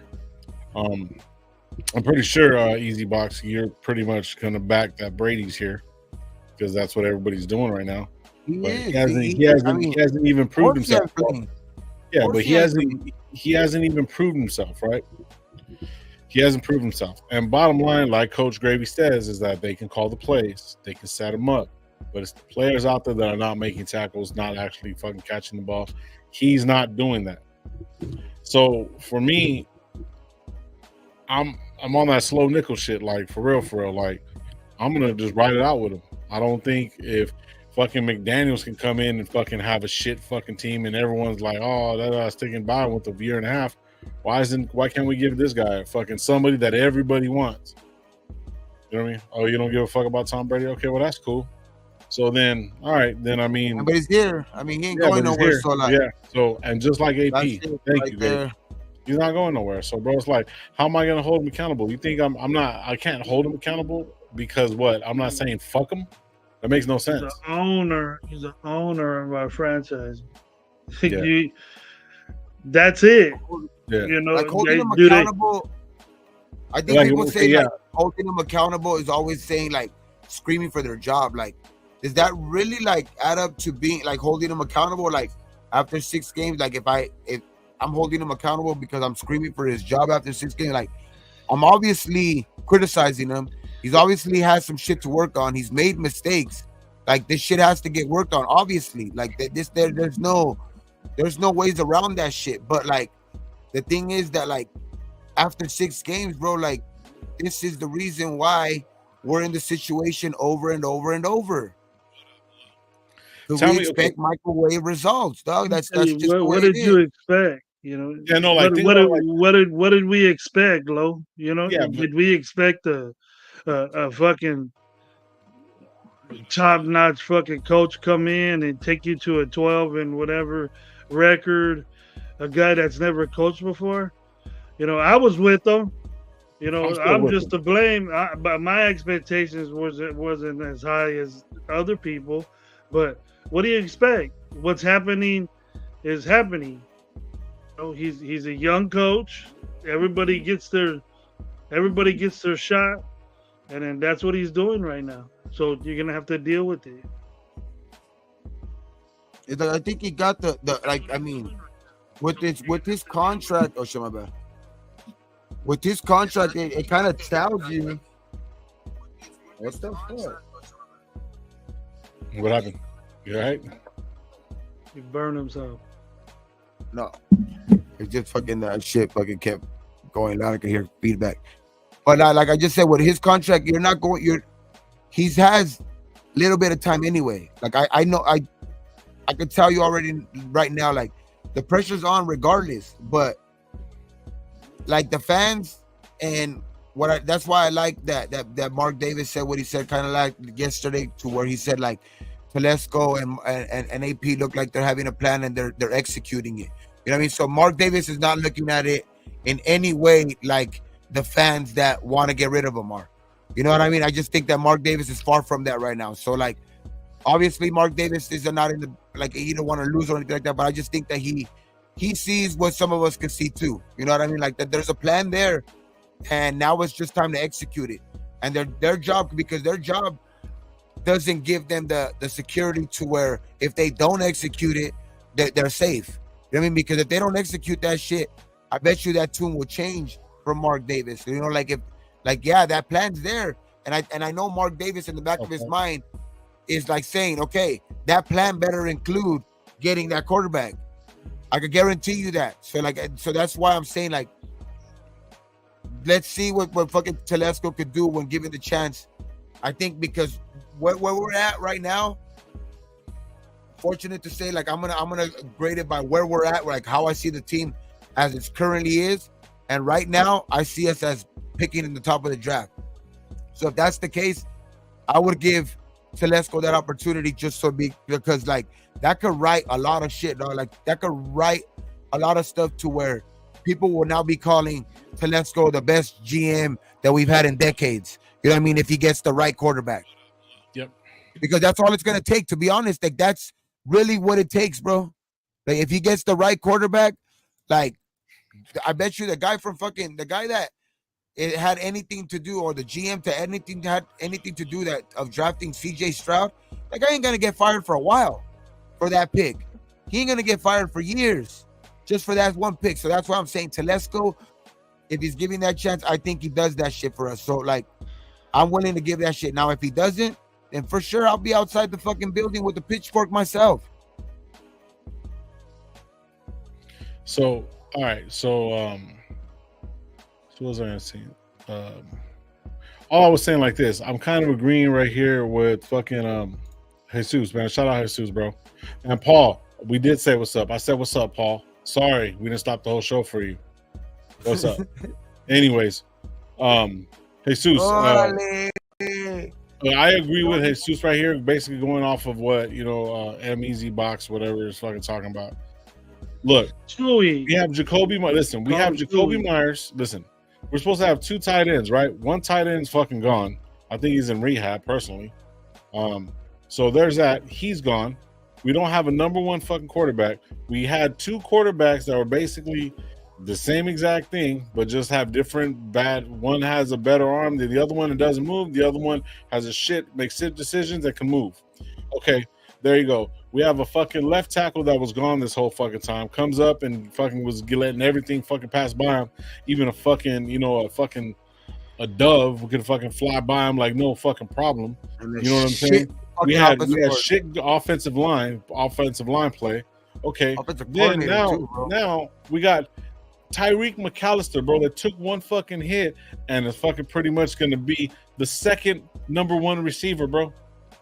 Then you got fucking Trey Tucker and DJ Turner, 2 small guys that can really route run. They just got speed. So if that offensive line isn't going to fucking do anything, it doesn't really fucking matter. So there's that. Then you got Zamir White. That was slated to be the best running back in the fucking league and is fucking the worst. The worst. So you're telling me that Harbaugh could come in and do some other shit. You know what I mean? The fuck? Like, you know what I mean?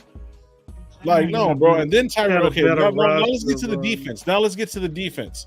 We had a good defensive player coming in with fucking Epps. He's gone. The other fucking defensive end that was supposed to fucking do something, Coots, basically non-contact injury, gone. Christian Wilkins, supposed to be this guy, surgery, gone. All right, what else? So now you got Divine Diablo that was gone most of the time, which was our lead tackler last year. And even though he tackles from behind, regardless, whatever, he just barely came back. Maxx Crosby, gone one game. He already missed the game. Gone one game. First game ever. Injured. Also, so now you got a defensive end, Snowden, and then you're looking at Janarius Robinson, and then also now we picked up a guy, fucking Chason or whatever, whatnot. And then the backup Divine Diablo is a fucking non-drafted fucking linebacker of an Amari Gainer, and everyone's like, "Oh, he's gonna change the fucking game." No, he's not. Amari Burney hasn't even seen the fucking field, bro. So then you got Jack Jones fucking sitting there playing fucking patty cake with fucking everybody while they're walking by. He's just touching their fucking cleats so he can say, "Hey, I was here making fucking." It's never good to talk shit about it's never good to get into it with the fans too. So that right there.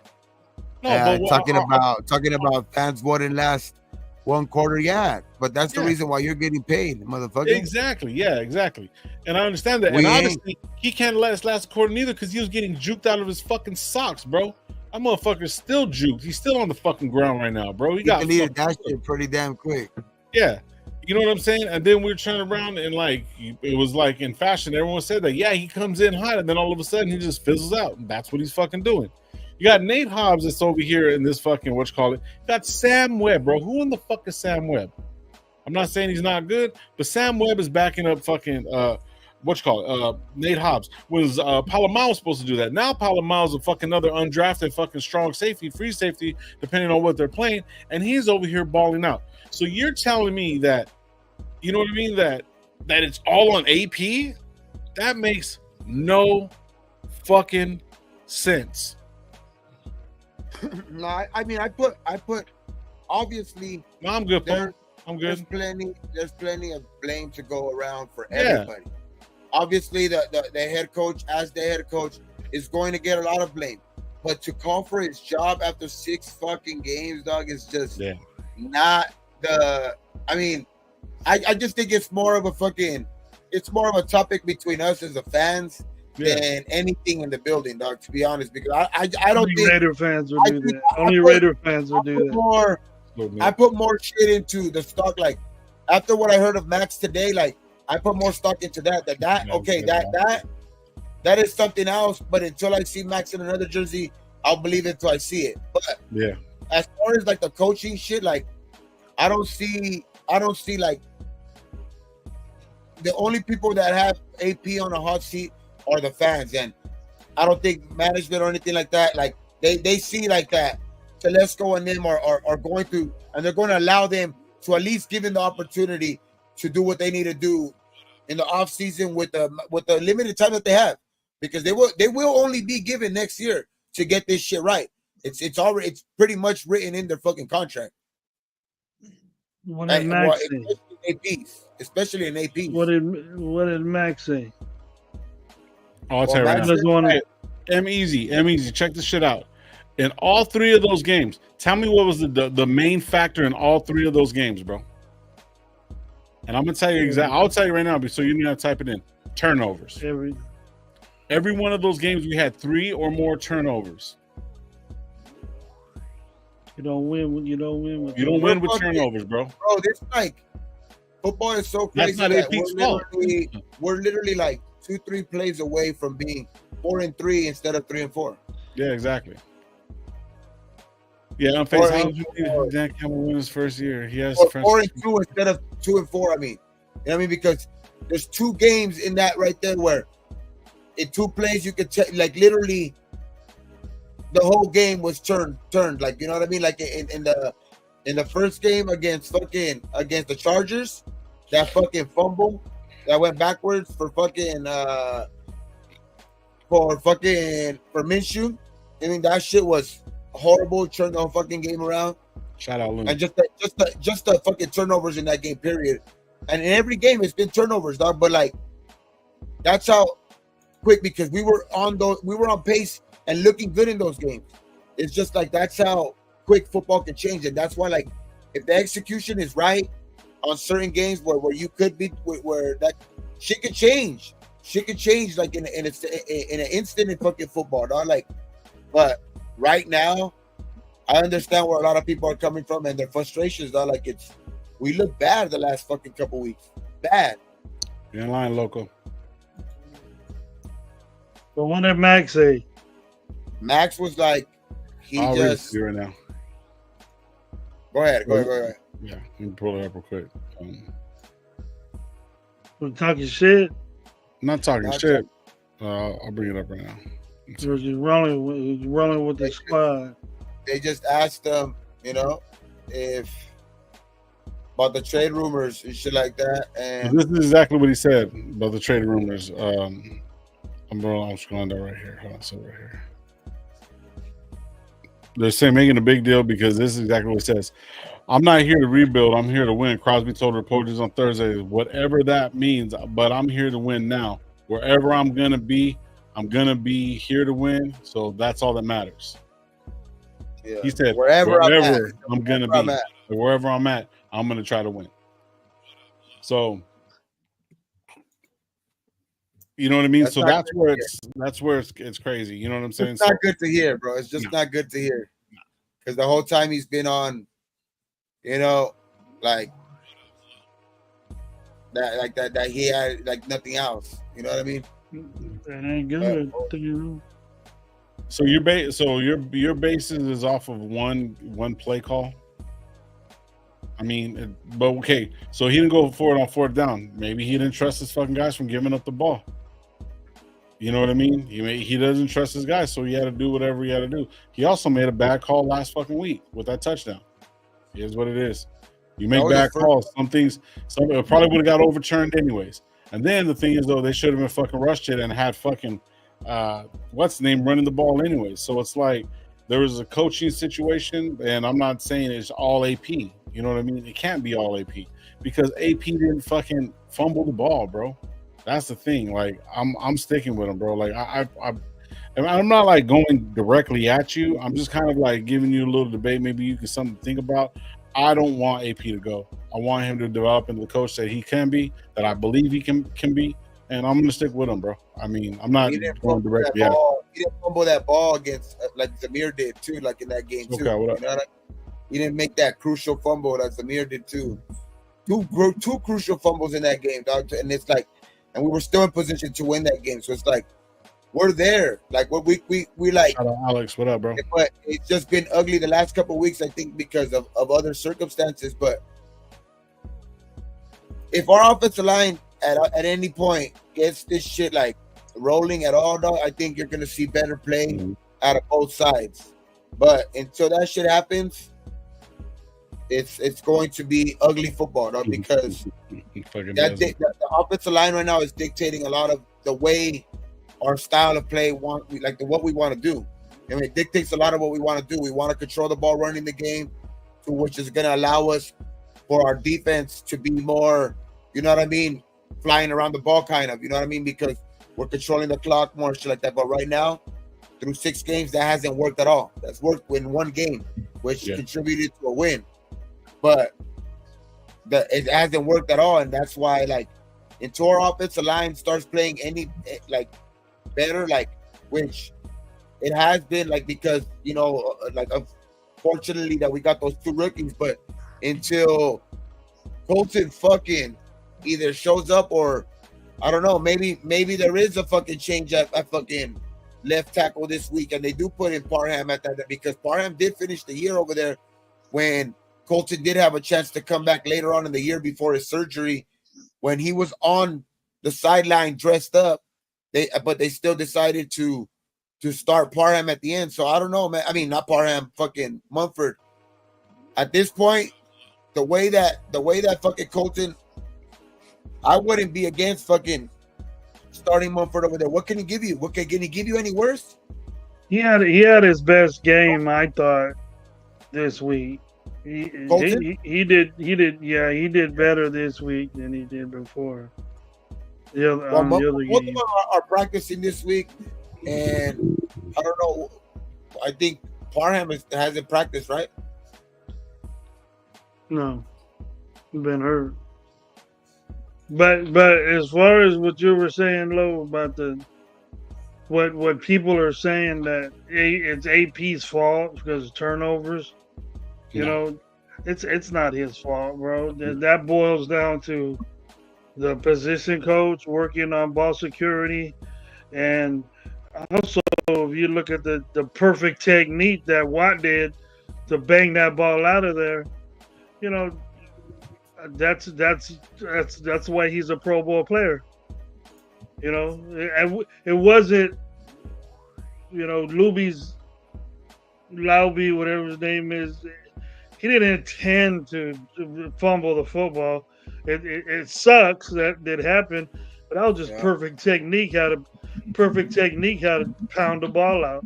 Yep. He's taught well. He's taught well. Like so many opportunities right there to not look embarrassing, and like that shit. How are you gonna put that on a coach? Like I understand like that shit, but that shit's just wanting it more, bro. Like you want that holding the football, like 3 fucking fumbles like that, like that shit is just that's a position coach. I agree with you. Position.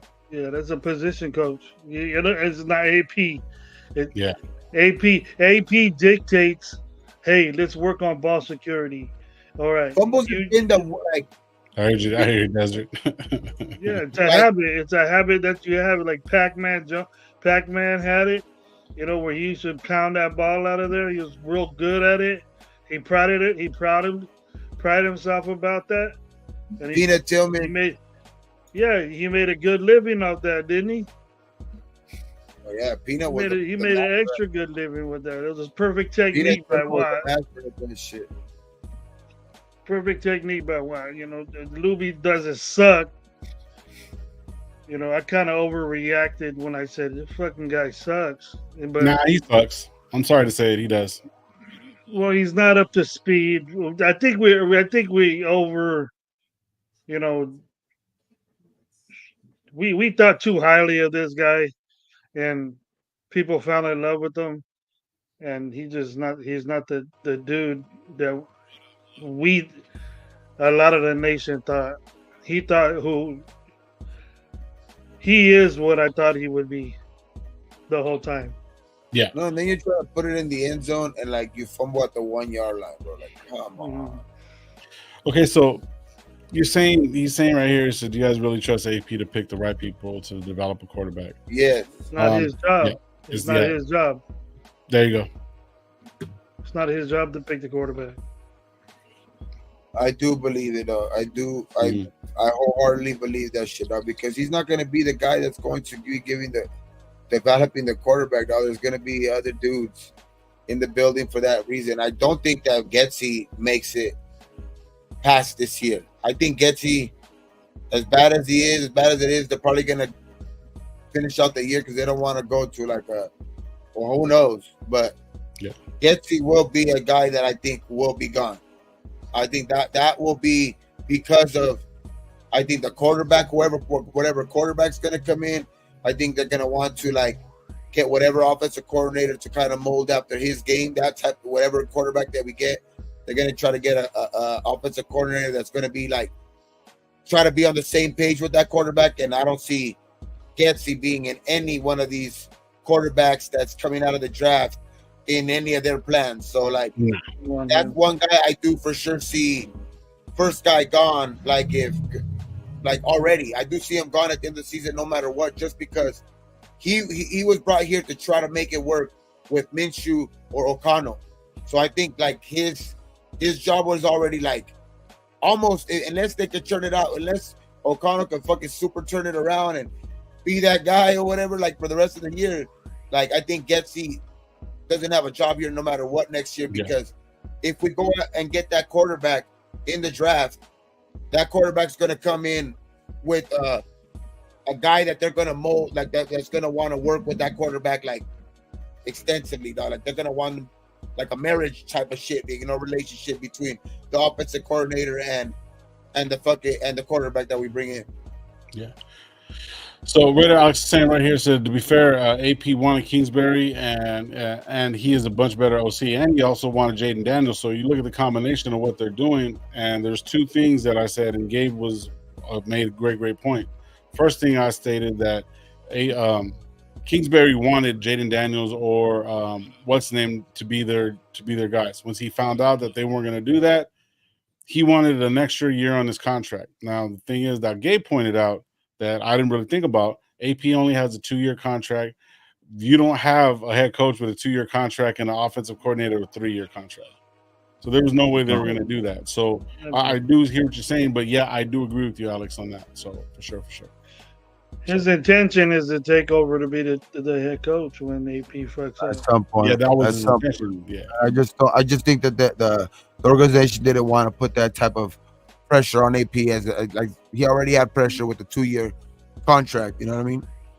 Because 2-year contract, you got to make it work almost immediately or that second year, dog. Which they have a plan, like they said, but you have to execute that plan, dog. Like your room for like mess up in the offseason is very, very small. Your room for error is very small in this offseason, dog. Like you have to hit on this draft pick. You have to hit on that quarterback. You have to go out and try to get some of the biggest names in free agency for that offensive line. You know what I mean? You got to build it from within to make it easier on that quarterback, whatever quarterback you get. You know what I mean? And then I think that everything else will work itself out, dog. Because that right there, you build you already started to build a foundation with this year's draft. So if you continue that with next year's draft and you actually hit with the quarterback, I think it's very possible that it's a quick turnaround. That's another reason why I think that could maybe be one of the things that's in Max's mind too. Like he kind of maybe sees that like I'm pretty sure him and AP and all of that shit, because I like that they talk about shit like the plans and all of that shit of this franchise moving forward and shit. Like they're not gonna leave fucking Maxx out to dry, like without knowing like what's the plans and shit like that, or like giving them the heads up, like, hey bro, like we're gonna go on a complete rebuild, or hey bro, like, you know what I mean? Like I just think Maxx already knows that shit too. Like I'm not here for a rebuild, but like there's a plan here. Like, and if they don't execute, I could see Maxx being like maybe like at the end of next year, if they don't really execute on the plan, like which is what I'm saying, then maybe I can hear that noise loud and clear, you know, with Maxx wanting to leave. But I do think that that's probably in Max's mind too. Like, I'm not here for a rebuild, which we have $100-something million this next offseason, and you know what I mean, we should be able to go get the quarterback because that's blatant obvious. So I just think that hopefully that's what Maxx is meaning now, you know what I mean? Because that's all I can hope for. No, let me respond to my opinion. Yes, you have a head coach, but a head coach is not there to micromanage his assistants. Why would you have an assistant? Why would you have a running back coach if you were the sole error of your running backs? He has a plethora of things that he has to worry about besides teaching the running backs how to run with a football. Yes, me and Gabe will be the job of the running backs is the running back coach. So there's a bunch of things that AP has to do besides micromanaging his running back coach, or otherwise you won't need it. You wouldn't need a running back coach. Not that Lobby fumbled because he has a bad coach. It's just like I said, it was a technique. It was a bunch of factors going to. Ball security is very important, and we know that it changes games. So you have to have it, and then if you work on it, you will be successful at it. Or you could get a good punch. You could be the best running back that never fumbled and get a good punch, and then it'll happen. Gabe. You've seen it before. You know what I mean? The crazy thing is though, like, it happens to us all the time. That's the thing. the last 2 games though, like you've seen, the team comes out ready to play, but you see the play calling get stagnant. Like you see them come out, the offense firing. You see the offense fucking getting up quick. You know what I mean? Fucking looking like a good offense. You know what I mean? In this last game, even in the first drive, even in the game against Denver. But like the offense getting predictable and all that shit throughout the game too. It's like offensive coordinator is gonna call it like what the like.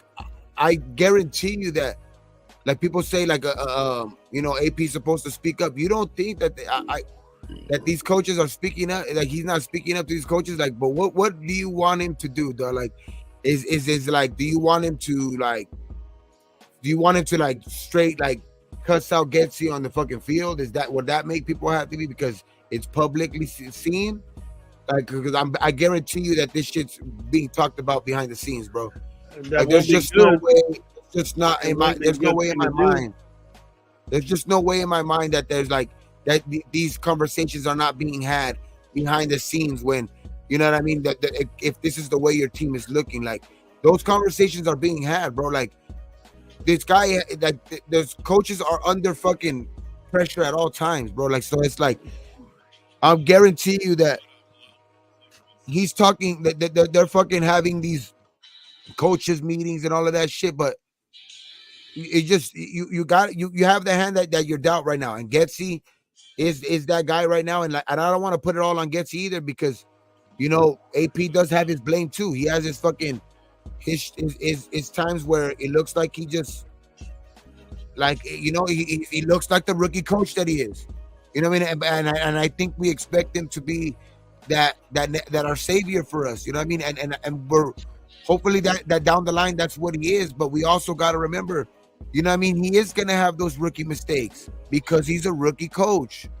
you know what I mean. So like I'm that's why I'm saying, like, we can't fucking want to fire him just like that, you know what I mean. Like it's we still got to give him some time, bro. Like I think it's still a lot to be learned from AP. Still, I think a lot to be done in the off season. Still a lot to be done this season. You know what I mean? Because there's still gonna be maybe we don't win a lot of the games, but rest of the games, but you see improvement in different areas. You know what I mean? So to where you can see that this team is headed in the right direction. I just think that we can't look the way that we've been looking because that does give the fans an opportunity to talk shit the way that they have.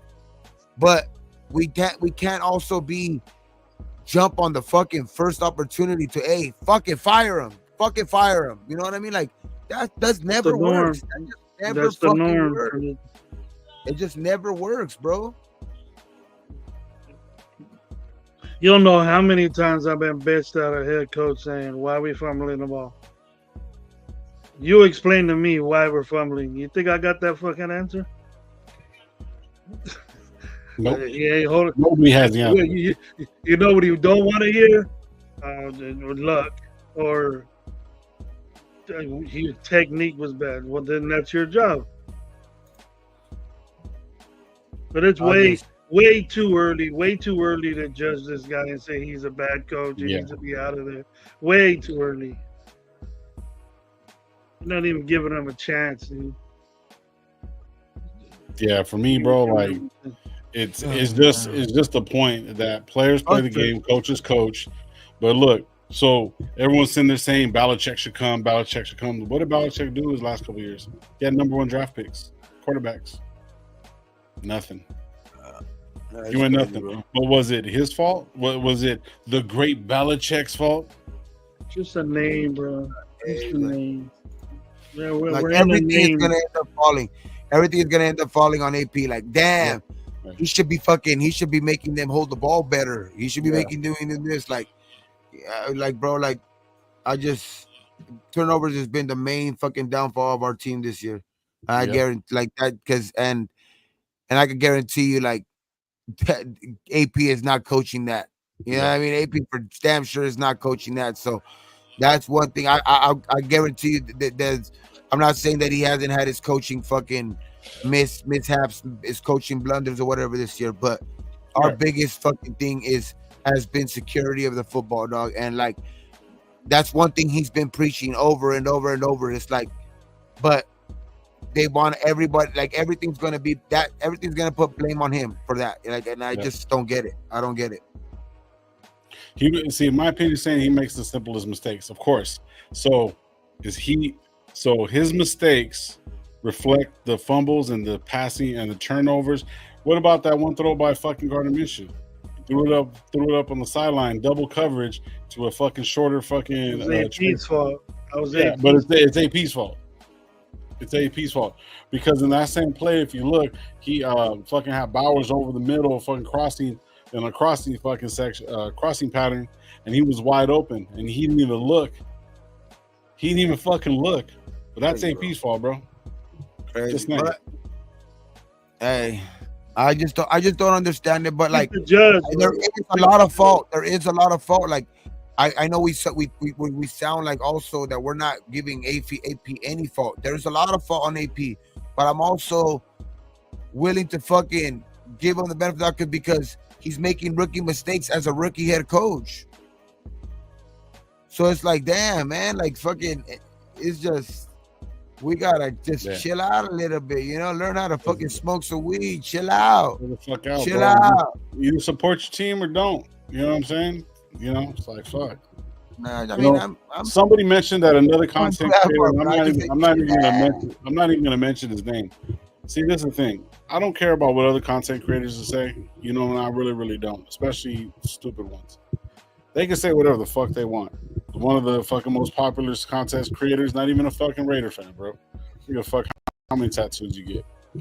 So for me, like, I love my team regardless. I love the Shield, and that's all I'm fucking backing, bro.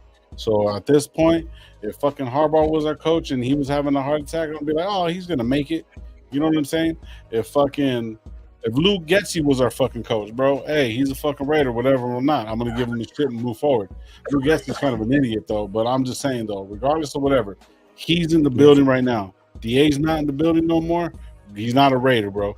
Fucking Carr's not in the building. He's not a Raider. Whoever's in the building right now, I'm fucking backing, bro. And if you don't want to back him, bro, that's on you, dude. That's on you. I'm backing my team regardless if they suck or not. I'm gonna fucking be a fan. I don't give a fuck what nobody says. That's it.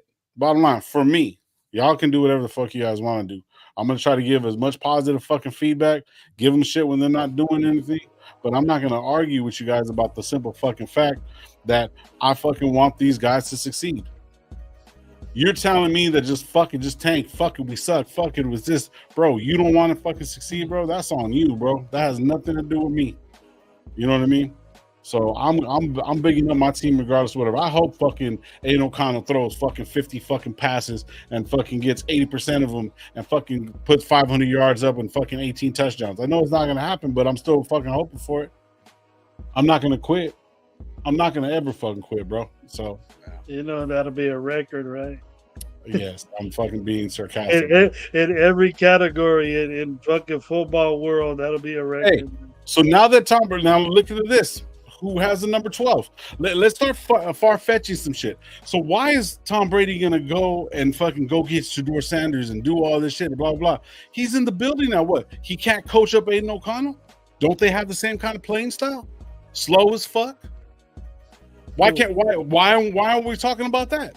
Why isn't our minority owner, 10% of the fucking Raiders, going to say, you know what, I'm going to go get on the field? Oh, wait a minute, because he has to go do other shit, right? So he's only going to go practice with Shedeur, right? That's what he's going to do. Why is he in there with the fucking guy that plays almost exactly like him? Slow, but has an arm. Why isn't he doing that? Why is nobody talking about that?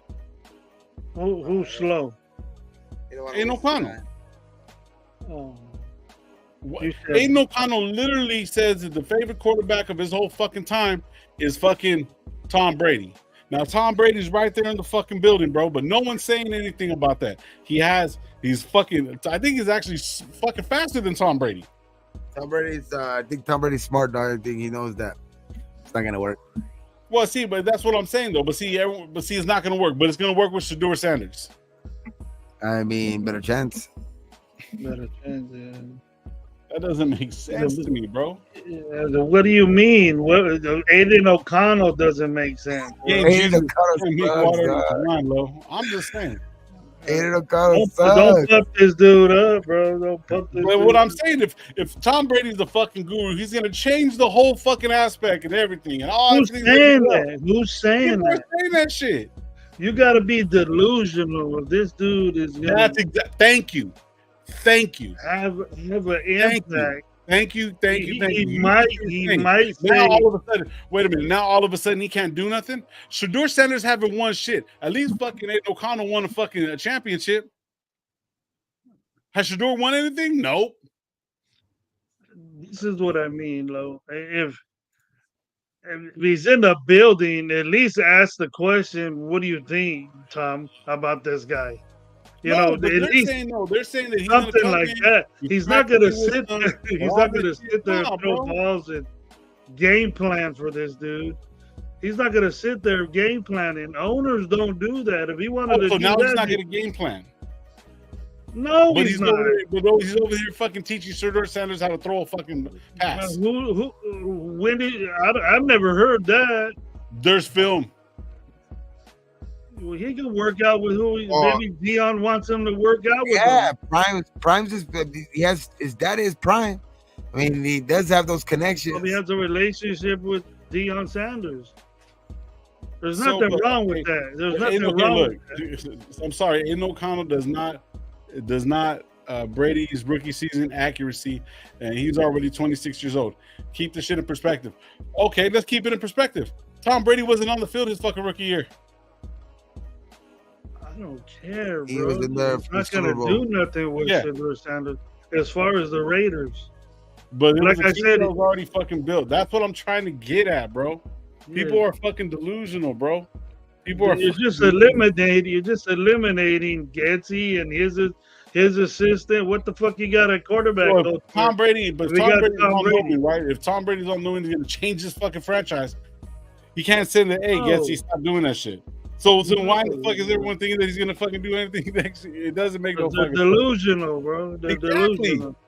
So Yeah. when I say it, I'm tripping. But when everybody else said that he's gonna fucking do it, oh, it's fucking right. No, bro, it doesn't work that way. I don't know who's saying that Tom Brady is gonna. You know, if he's gonna do shit like who you're talking about, you might as well make him a coach. That's Might as well make him the quarterback coach. Thank you. You know, and I don't think. Bro, I he's don't going think. to. The thing is that it doesn't matter what anybody says. He's going to have a say in that building. There's no reason they don't bring him in for no reason. They don't bring him in for no my reason. thing is and I get what you're saying, Gabe. My thing is this, bro.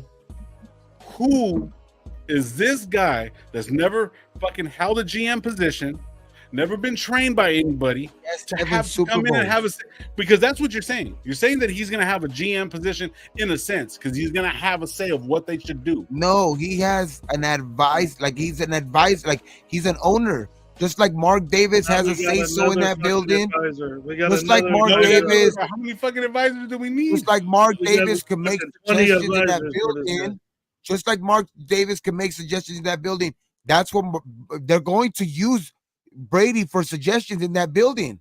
There's no ways around that. There's just no ways around it. They're going to use Brady for suggestions in that building. Let's do it like this. Let's do it like Well, if this. you He's a could bring Tom seven-time Brady, Super Bowl if you bring winner. Tom Brady, He's a and he's the seven-time one Super Bowl on winner, bro. There's I nothing don't hate like Tom Brady. as much as you want to like not want him to do it. Like he's going to be asked in that building. He's Why going to the be fuck asked. you in got that building. Marvin Lewis and Phil Ben and all these other Yeah, why do you got all fuckers? those guys then?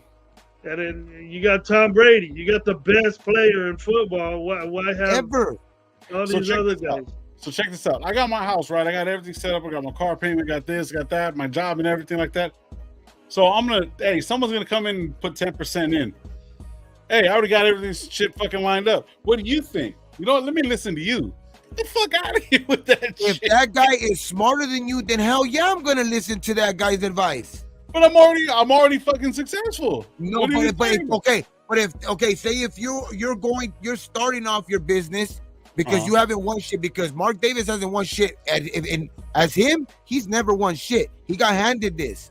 So when Right. he's looking at it, somebody he's just bought into his business. Somebody just bought into his business that actually knows football. You think he's not gonna go to that guy? Like, oh, hey, This guy's won 7 Super Bowls. I have never won shit. Let me go ask this guy. You think he's not gonna take the advice of that guy?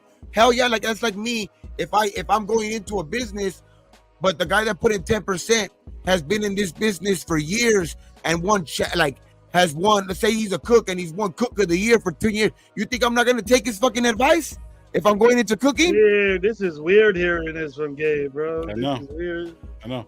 It's like if a guy that's putting in 10% into my cooking business, right? And he's already been a champion in cooking for fucking 10 years straight. Right. I'm still gonna do my food my way, but I'm gonna take his advice because he's been doing it for 10 years at the highest level. Okay. So I'm gonna take his advice. That's what I'm saying. Like, they're going to take Tom Brady's advice in that building. Okay. There's a reason why they. That's the case. So you just shoot down. What I'm You trying just to say shoot down Marvin Lewis and Phil Ben and all these other. he will make Tyrese into a Pro Bowl. Have they won anything? Have they won anything? And you just Have made they him won sous chef. anything? You just made him a sous chef. Have they won anything? Go watch Like, yeah, this if a dude that's fucking coming in says like, "Hey, I got 7 rings to show for it," I'm gonna listen to him a little bit more.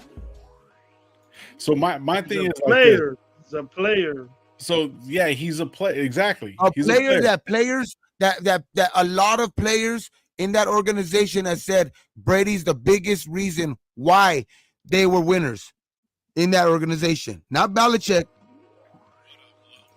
It was Brady. And that's from the players that played with him.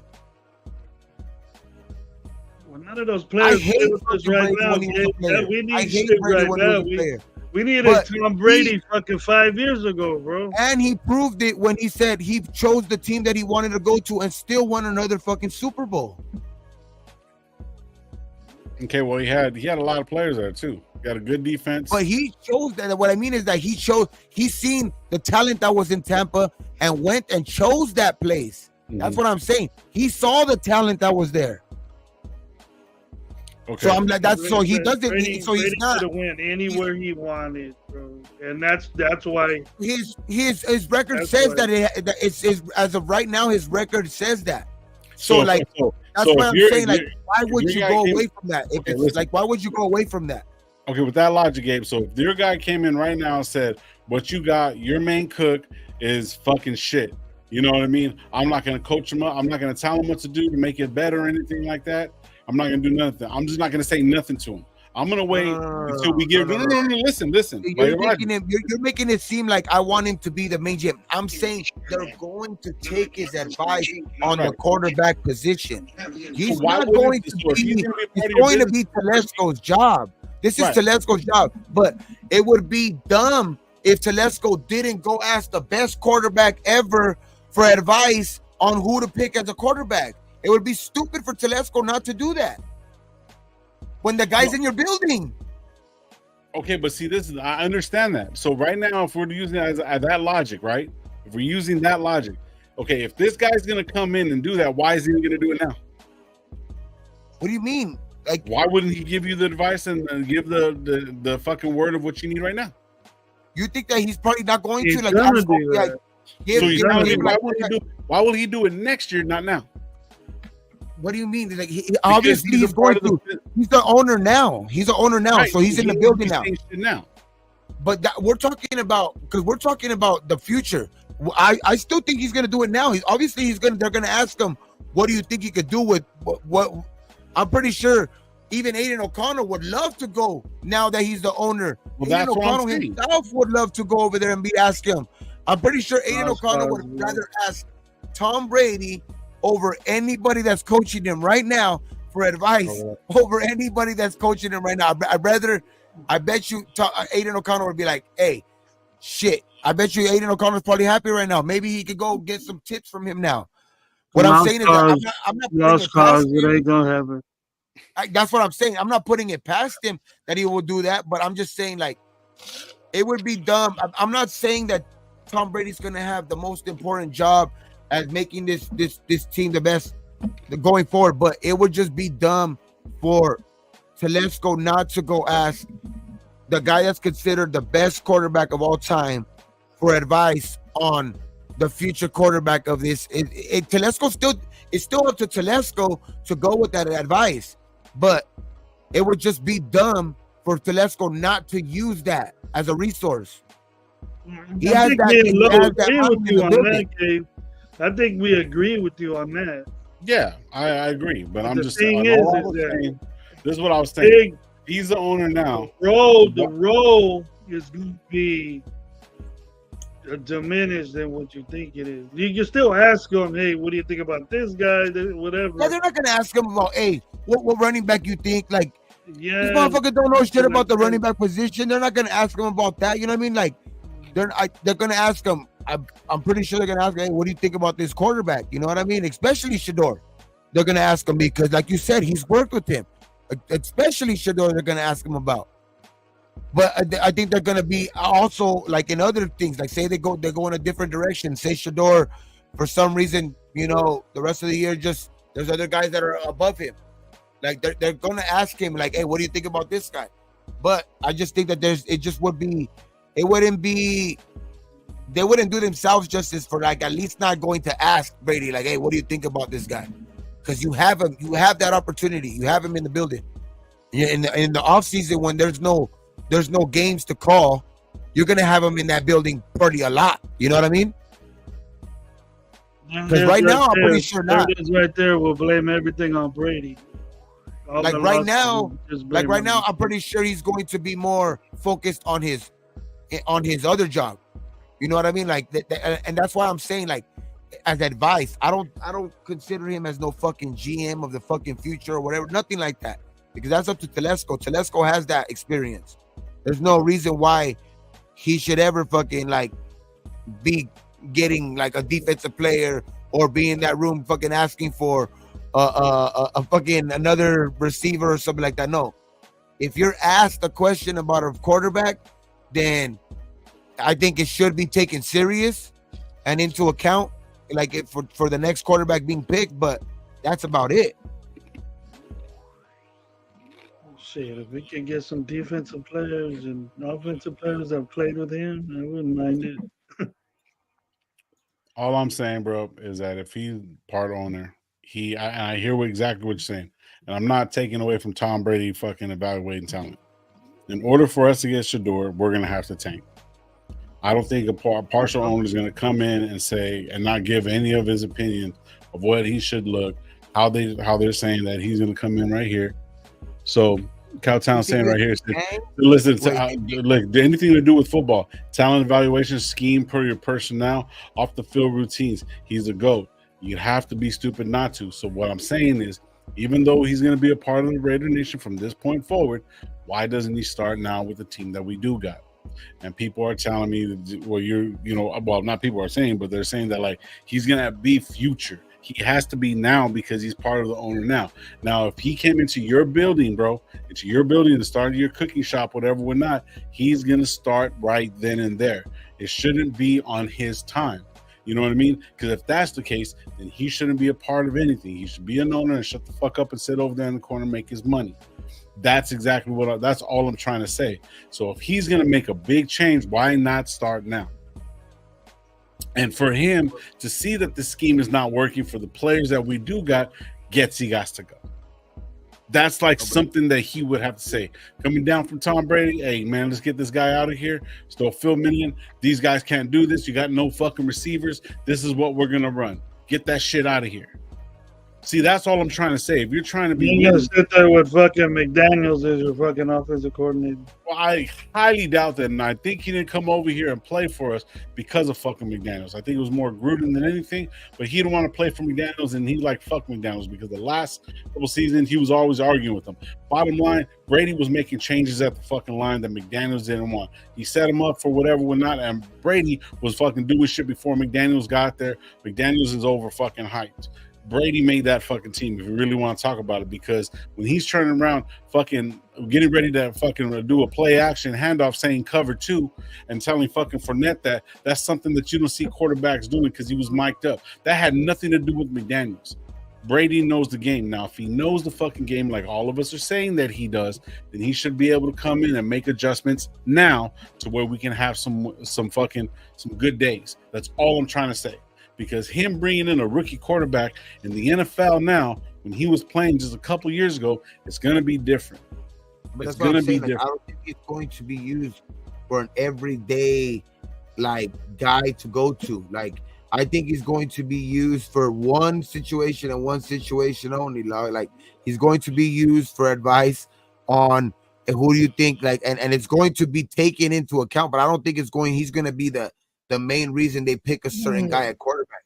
They're going to ask him because he's the owner and he's in the building. But as far as like, he ain't gonna be making the decisions in the building. Like, that's why I'm saying, like, I don't see him being a big thing right now or a big thing next year or anything like that. I see him being a very like important figure in the decision of the next quarterback, because he's a quarterback. He's one of the best quarterbacks of all time, and I think that he's gonna be brought in at least for that decision. Everything else, like I'm with you. Like everything else, I guarantee you, he's not gonna be the guy that everybody's expecting him. Like he's gonna change the whole thing. But as far as in that situation, I can see him being a big part in that situation, that one situation, because that's what he is. That he's a quarterback. You know what I mean? He's a quarterback, one of the best ever, and like he's gonna be in your building. So it's just like, but you still have a GM at the end of the day.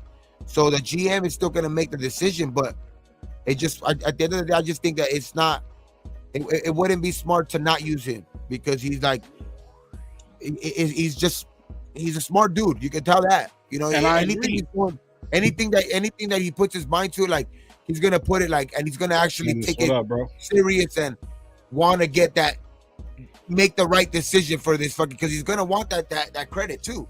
You know what I mean? He's not gonna want to be. He's not gonna be on the end of being the next guy to pick the next losing quarterback for the Raiders. He wants to be. I guarantee you, he wants to be part of the history that says he was also part of changing this organization. It doesn't even matter that it's the Raiders. Like, he just wants to be part of, like, that when he became owner, he was part of the regime that the ownership that changed the trajectory of that team. Like, I guarantee you that's in his mindset. Like, he wants to win. Like, you can tell that's in his mindset. Like, he wants to win. So I trust that in him. Like, I trust that he wants to pick. He would want to pick the next best quarterback for this team. But at the end of the day, he ain't gonna be as important as some people think, that like where he's going to be in everyday decisions and all of this shit like that. Yeah. But he will be in that one. I will guarantee you he will be in that decision making. Well, let's leave it for that and let it be there, because shit, we didn't even talk about fucking coming up game, bro. So victory over the Rams. Yeah, that's all I'm saying. I'm saying victory over the Rams. Confidence. As of right now, I hope both of you, without me there, will give you good luck, bro. Bro, everything that I've been going to besides work has been fucking a loss for me, bro. So I don't know. We just can't turn the ball over, man. We gotta fucking not find a way to fucking hold on to the ball first of all, because like fucking AP said, we just don't respect the ball enough right now. We can't even hold on to it. No. We can't even hold on to the fucking ball. So it's like, take no pride. First and foremost, we gotta take care of the ball. That's the main thing. Yeah. And everything else, it should be a fucking close game. If we don't turn the ball over, it should be a close game no matter what. Because that's been our Achilles heel this year. We're fucking the worst in the league in turnovers. Also, our running game, that's nothing to fucking sneeze about. But like I say, the turnover is the main reason why we're not even a 500 team. You know what I mean? Because at least the turnovers for sure cost us one game, maybe even two. We could damn for sure be 4-2 because of turnovers. But if we could take care of the ball, we're going to be there in the end of the game. You know what I mean? Against the Rams, because the Rams are struggling too. So, but we just got to take care of the football. Yeah. Big reason why the record we have right now. Even as shitty as we played, we were turnover away. That changed the aspect of the team, or the result, like Yeah. that, like that, like that. Mm-hmm. One turnover could demolish your team or win. A 100-yard pick six will do People that. need to know that fumble could change 3 the fumble, trajectory of a game. a fumble at the 1-yard line. Yeah. So the Chargers game, bro, we were down fucking, it was pretty much neck and neck. One big play, changed it, then a fucking turnover, got that extra point. Backwards fumble by Minshew, and then the fumble by Zamir. Yep, exactly. So Fucking there's two turnovers right there. Then the interception at the end of the game, we just walked out, bro. All right. And then the Ravens. fucking Broncos game. Yeah. 100-yard Ravens pick were six. battling. Yeah. Browns, we beat the Browns. So Turnovers are the reason why we're either could be 3-3, because we should have at least won one of those games between the Broncos. If we don't turn that ball over at that crucial time between the Broncos and the Chargers, should at least be fucking 500 right now, or even 4-2 flipped it. You know what I mean? Because we should have had a chance to win both of those games. But woulda, coulda, shoulda. That is football, dog, and that's why I'm saying, like, all right, have a good one. So close to this narrative being so different. You know what I mean? Because if those turnovers don't go against you, the fucking fan base is like on a high right now. We're going 4-2 into the Rams. When the Rams are struggling, we're going in on a high. But turnovers will do that to you. Turnovers will have the fan base turning on the coach. Turnovers will have, like, you know what I mean? And that's just the name of the game. That's football, dog. But I just think if we could clean the game up, if we could clean that part of our game up this week at least, the Rams, as much as they are, I think they're getting more healthy and all of that shit. They still are. I think they're struggling right now. So if we could take care of the ball, we can be there in the end to win this game, dog. It's just taking care of the fucking football. Rams haven't really been playing good as well. So they have one win, 2 wins. Yeah, we're not tackling well. We're not blocking well. Just all around bad football right there. It's not just turnovers. What Gabe's saying. There's other factors, but that's the main one. For sure. That's the main one. That and tackling. So the Rams are saying that he's feeling good. About Cooper Kupp, he's feeling good. There's a possibility, but it's not going to be done until decision time. Game time. Their fucking record, bro, is 2-4, just like us. Let me see. We'll double check. I think they're 3, 2-4 or 1-5. I don't know one of them. I'll tell you right now. They are. Oh shit. Okay. Loss 1, 2, 3, 4-1. No, 1-4. Or 1-4. So they're 1-4. Yeah, 1-4. Yeah, because they already had their bye. They just had their bye this week. So yeah, they're 1-4. So you know what I mean. So for me, bro, their problems ain't playing bad, bro. Their problems are injuries. Yep.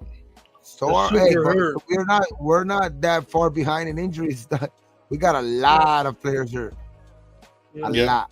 So check this out. In only 2 games, they only scored over 20 points. Actually, 1 game, they only scored over 20 points. It's been 19, 18, 10, and 20.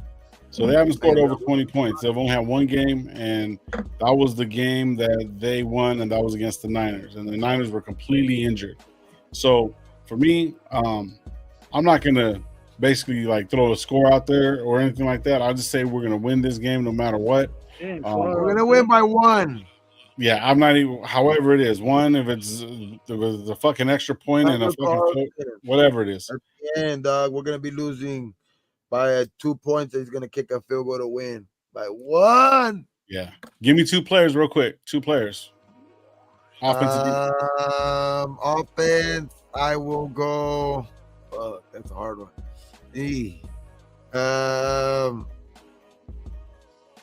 Brock fucking Bowers. Okay. And then on defense, I'm gonna go. I think this week, dog, because of the talk, because of like what today and shit like that. I think Max goes out there and has a fucking big game against the Rams, because if that's one thing the Rams have had, like injuries on their offensive line, and their offensive line is struggling. And I think Max has a big fucking game this week, dog. Okay. Gravy, give me 2 players, Gravy. I say Aiden O'Connell and Brock Bowers. One offense, one defense. Defense. Fuck, that's a tough one.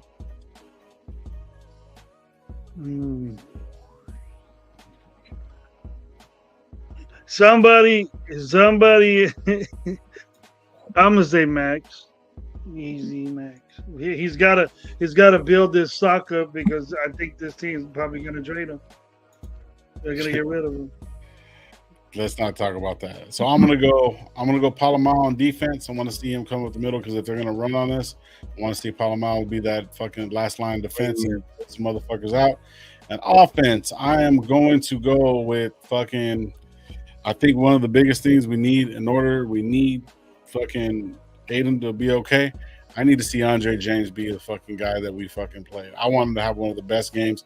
I'm just saying, this is what I want to happen in order for our guys to fucking be successful, bro. He got a monster in the middle, though. That's the reason why fucking what's his name retired, because he was like, oh, I'm cool with leaving it to this guy. That dude that they got, that rookie that they had last year, that dude's a fucking beast too, dog, in the middle. So Andre James is gonna have work cut out for him. I changed my pick. I changed my pick to Bowers. Fuck Aiden O'Connell. So he said fuck Aiden O'Connell. So we're saying Jonathan 7 saying Glaze Palomar. Braden Fisk, that's who it is, yeah. No, Braden Fisk is the rookie this year, but they had a guy last year that had like 10 sacks as a rookie, dog, like in the middle. Well, they had fucking Aaron Donald there too, so. But yeah, I'm going with Andre James. I want to see Andre James be that fucking guy, bro. Like, you know what I mean? I want him to fucking, I want him to do his fucking thing. SoCal said, I'd rather have LeBron James, bro. No, we get sacked anytime. Deb, shout out to $20. Good Lord, Deb. Shout out Raider. Yes, let's go, Gab. Give me doesn't go. Shout out says Slew, y'all. Hoping the game doesn't go. Shout out Raider. My first time at SoFi, so they better kick some ass. I'll be in the nosebleeds, row 1. Look for your girl. We will be there. Game will be there. So, Deb, if you see us, say what's up. Don't trip. We'll be. You guys are tailgating, right? You can get on the whole family, right? Yeah, my cousins are. My cousin has Rams season tickets. One of my cousins. Yeah. So he fucking. But we're gonna take that shit over. Yeah, he's a Rams, so we're gonna take that shit over. Yeah. That's a Rams fan, and your family, Gabe. Yeah, that's crazy. He was a Rams fan. He's one of the only ones that's been like a Rams fan forever. That I know he's been a Rams fan. Bro, you claim him. They were in LA since they were in LA the first time. So Deb, like, have fun. It's dope. Now we don't really claim him. Yeah, if you see us, tell us what's up, and then if you see me or see Gabe, we'll see all of us. I'll be there with my homegirl Angel and shit. She's a Rams fan too, but you know that's my family right there. So, well, we're gonna all go have a good time, man. And you know we ain't hard to find at all. We ain't hard to find at all. Just just up or Deb. You got my I ain't hard to find. You got my IG. Hit me up on IG, whatever or not. So we let you know where we're at. Yes, and Myra, shout out Myra. No bottles of Jack at the tailgate. No bottles. Oh yeah, hey. No, he's he will not be in the building. No Jack will be in there. Neither will Jack Jones. Fuck that guy. But yeah, no Jack Daniels. Not especially a big bottle of Jack Daniels. Damn, man. Yeah. Need a little sip. Shout out Drew. Drew's gonna be out there, man. There's gonna be a few people out there, man. If you see me and Gabe, man, tell us what's up. We're gonna be kicking it, having a good time, man. Drew need to get his ass to work. You don't have no time to be. You don't have no time to person sees me, and if a certain person sees me, say what's up. Yeah. Say what's up. They won't. That's all right. Stu- Somebody Steve call Palumbo. 911. Anyways, man, thank you guys for pulling up, man. We had like 80 in the building, man. Hit that like button on the way out. If you haven't subscribed, subscribe. I think we're at like 1,080 subscribers. Not too bad, man. Appreciate all you guys. It's been slow motion, slow nickel, but hey, we appreciate it. We always have a good time, man. Shout out to Hey, let's go everybody. Dodgers, man. One more win for the World Series. Let's Yeah. go Dodgers. Yeah, I just want to have a good time, man. So we're gonna have one, and whatever. Raiders too. Sacramento A's. I'm waiting Oh. for the Lakers Kings series. Stuff. Okay, low catching strays in the pink lot. Stop it. Relax. Anyways, appreciate it. Thank you guys Yeah. and everything, man. Yeah, Thank yeah. you on what you don't. What is this? Low's gonna be relax. Anyways, hey, Raider Room. You know, that Louisiana chicken's gonna be on here. Bring me some back. Shit, maybe we'll see what happens. But hey, man, Nah, we you thank gotta what be you here. got, You what gotta don't. be here for your bucket, dog. You gotta be here for your bucket. Yeah, I know. Yeah, you gotta be here for the bucket. I So yeah, can't so even shout out don't Dan. even think you're putting a finger on my chicken, bro. Don't even think. Bro, that chicken ain't making it. That bucket ain't making it, bro. I'm sorry. Bro. I'm gonna fuck that shit yeah, up. I'll you be on the imagine- grapevine You driving. want Imagine to the fight? whole fucking- You want the whole to drive back real out, fight? you You will want a real not get fight? a Then mess with fucking- my chicken. You will not get one piece on the way back. You ain't getting You will shit. not get one piece to make it back. Not one piece. Not even the crumbs, bro. All I the get bones will that be for chicken. Waller too. You won't even get it to even fucking get the I bones. give that chicken 5 minutes in my hands, bro. Gone. Well, hey, man, you guys be safe, man. We probably won't have a show on Sunday, but we'll let you guys know. You guys look at it and hit the notification bell to show up. But man, you guys be safe, man. Have a great weekend. We'll see you guys on Sunday. If you guys are out there, D-Menace, we're gonna kick it off, man. On 3, ready, guys? 1, 2, 3. Ray!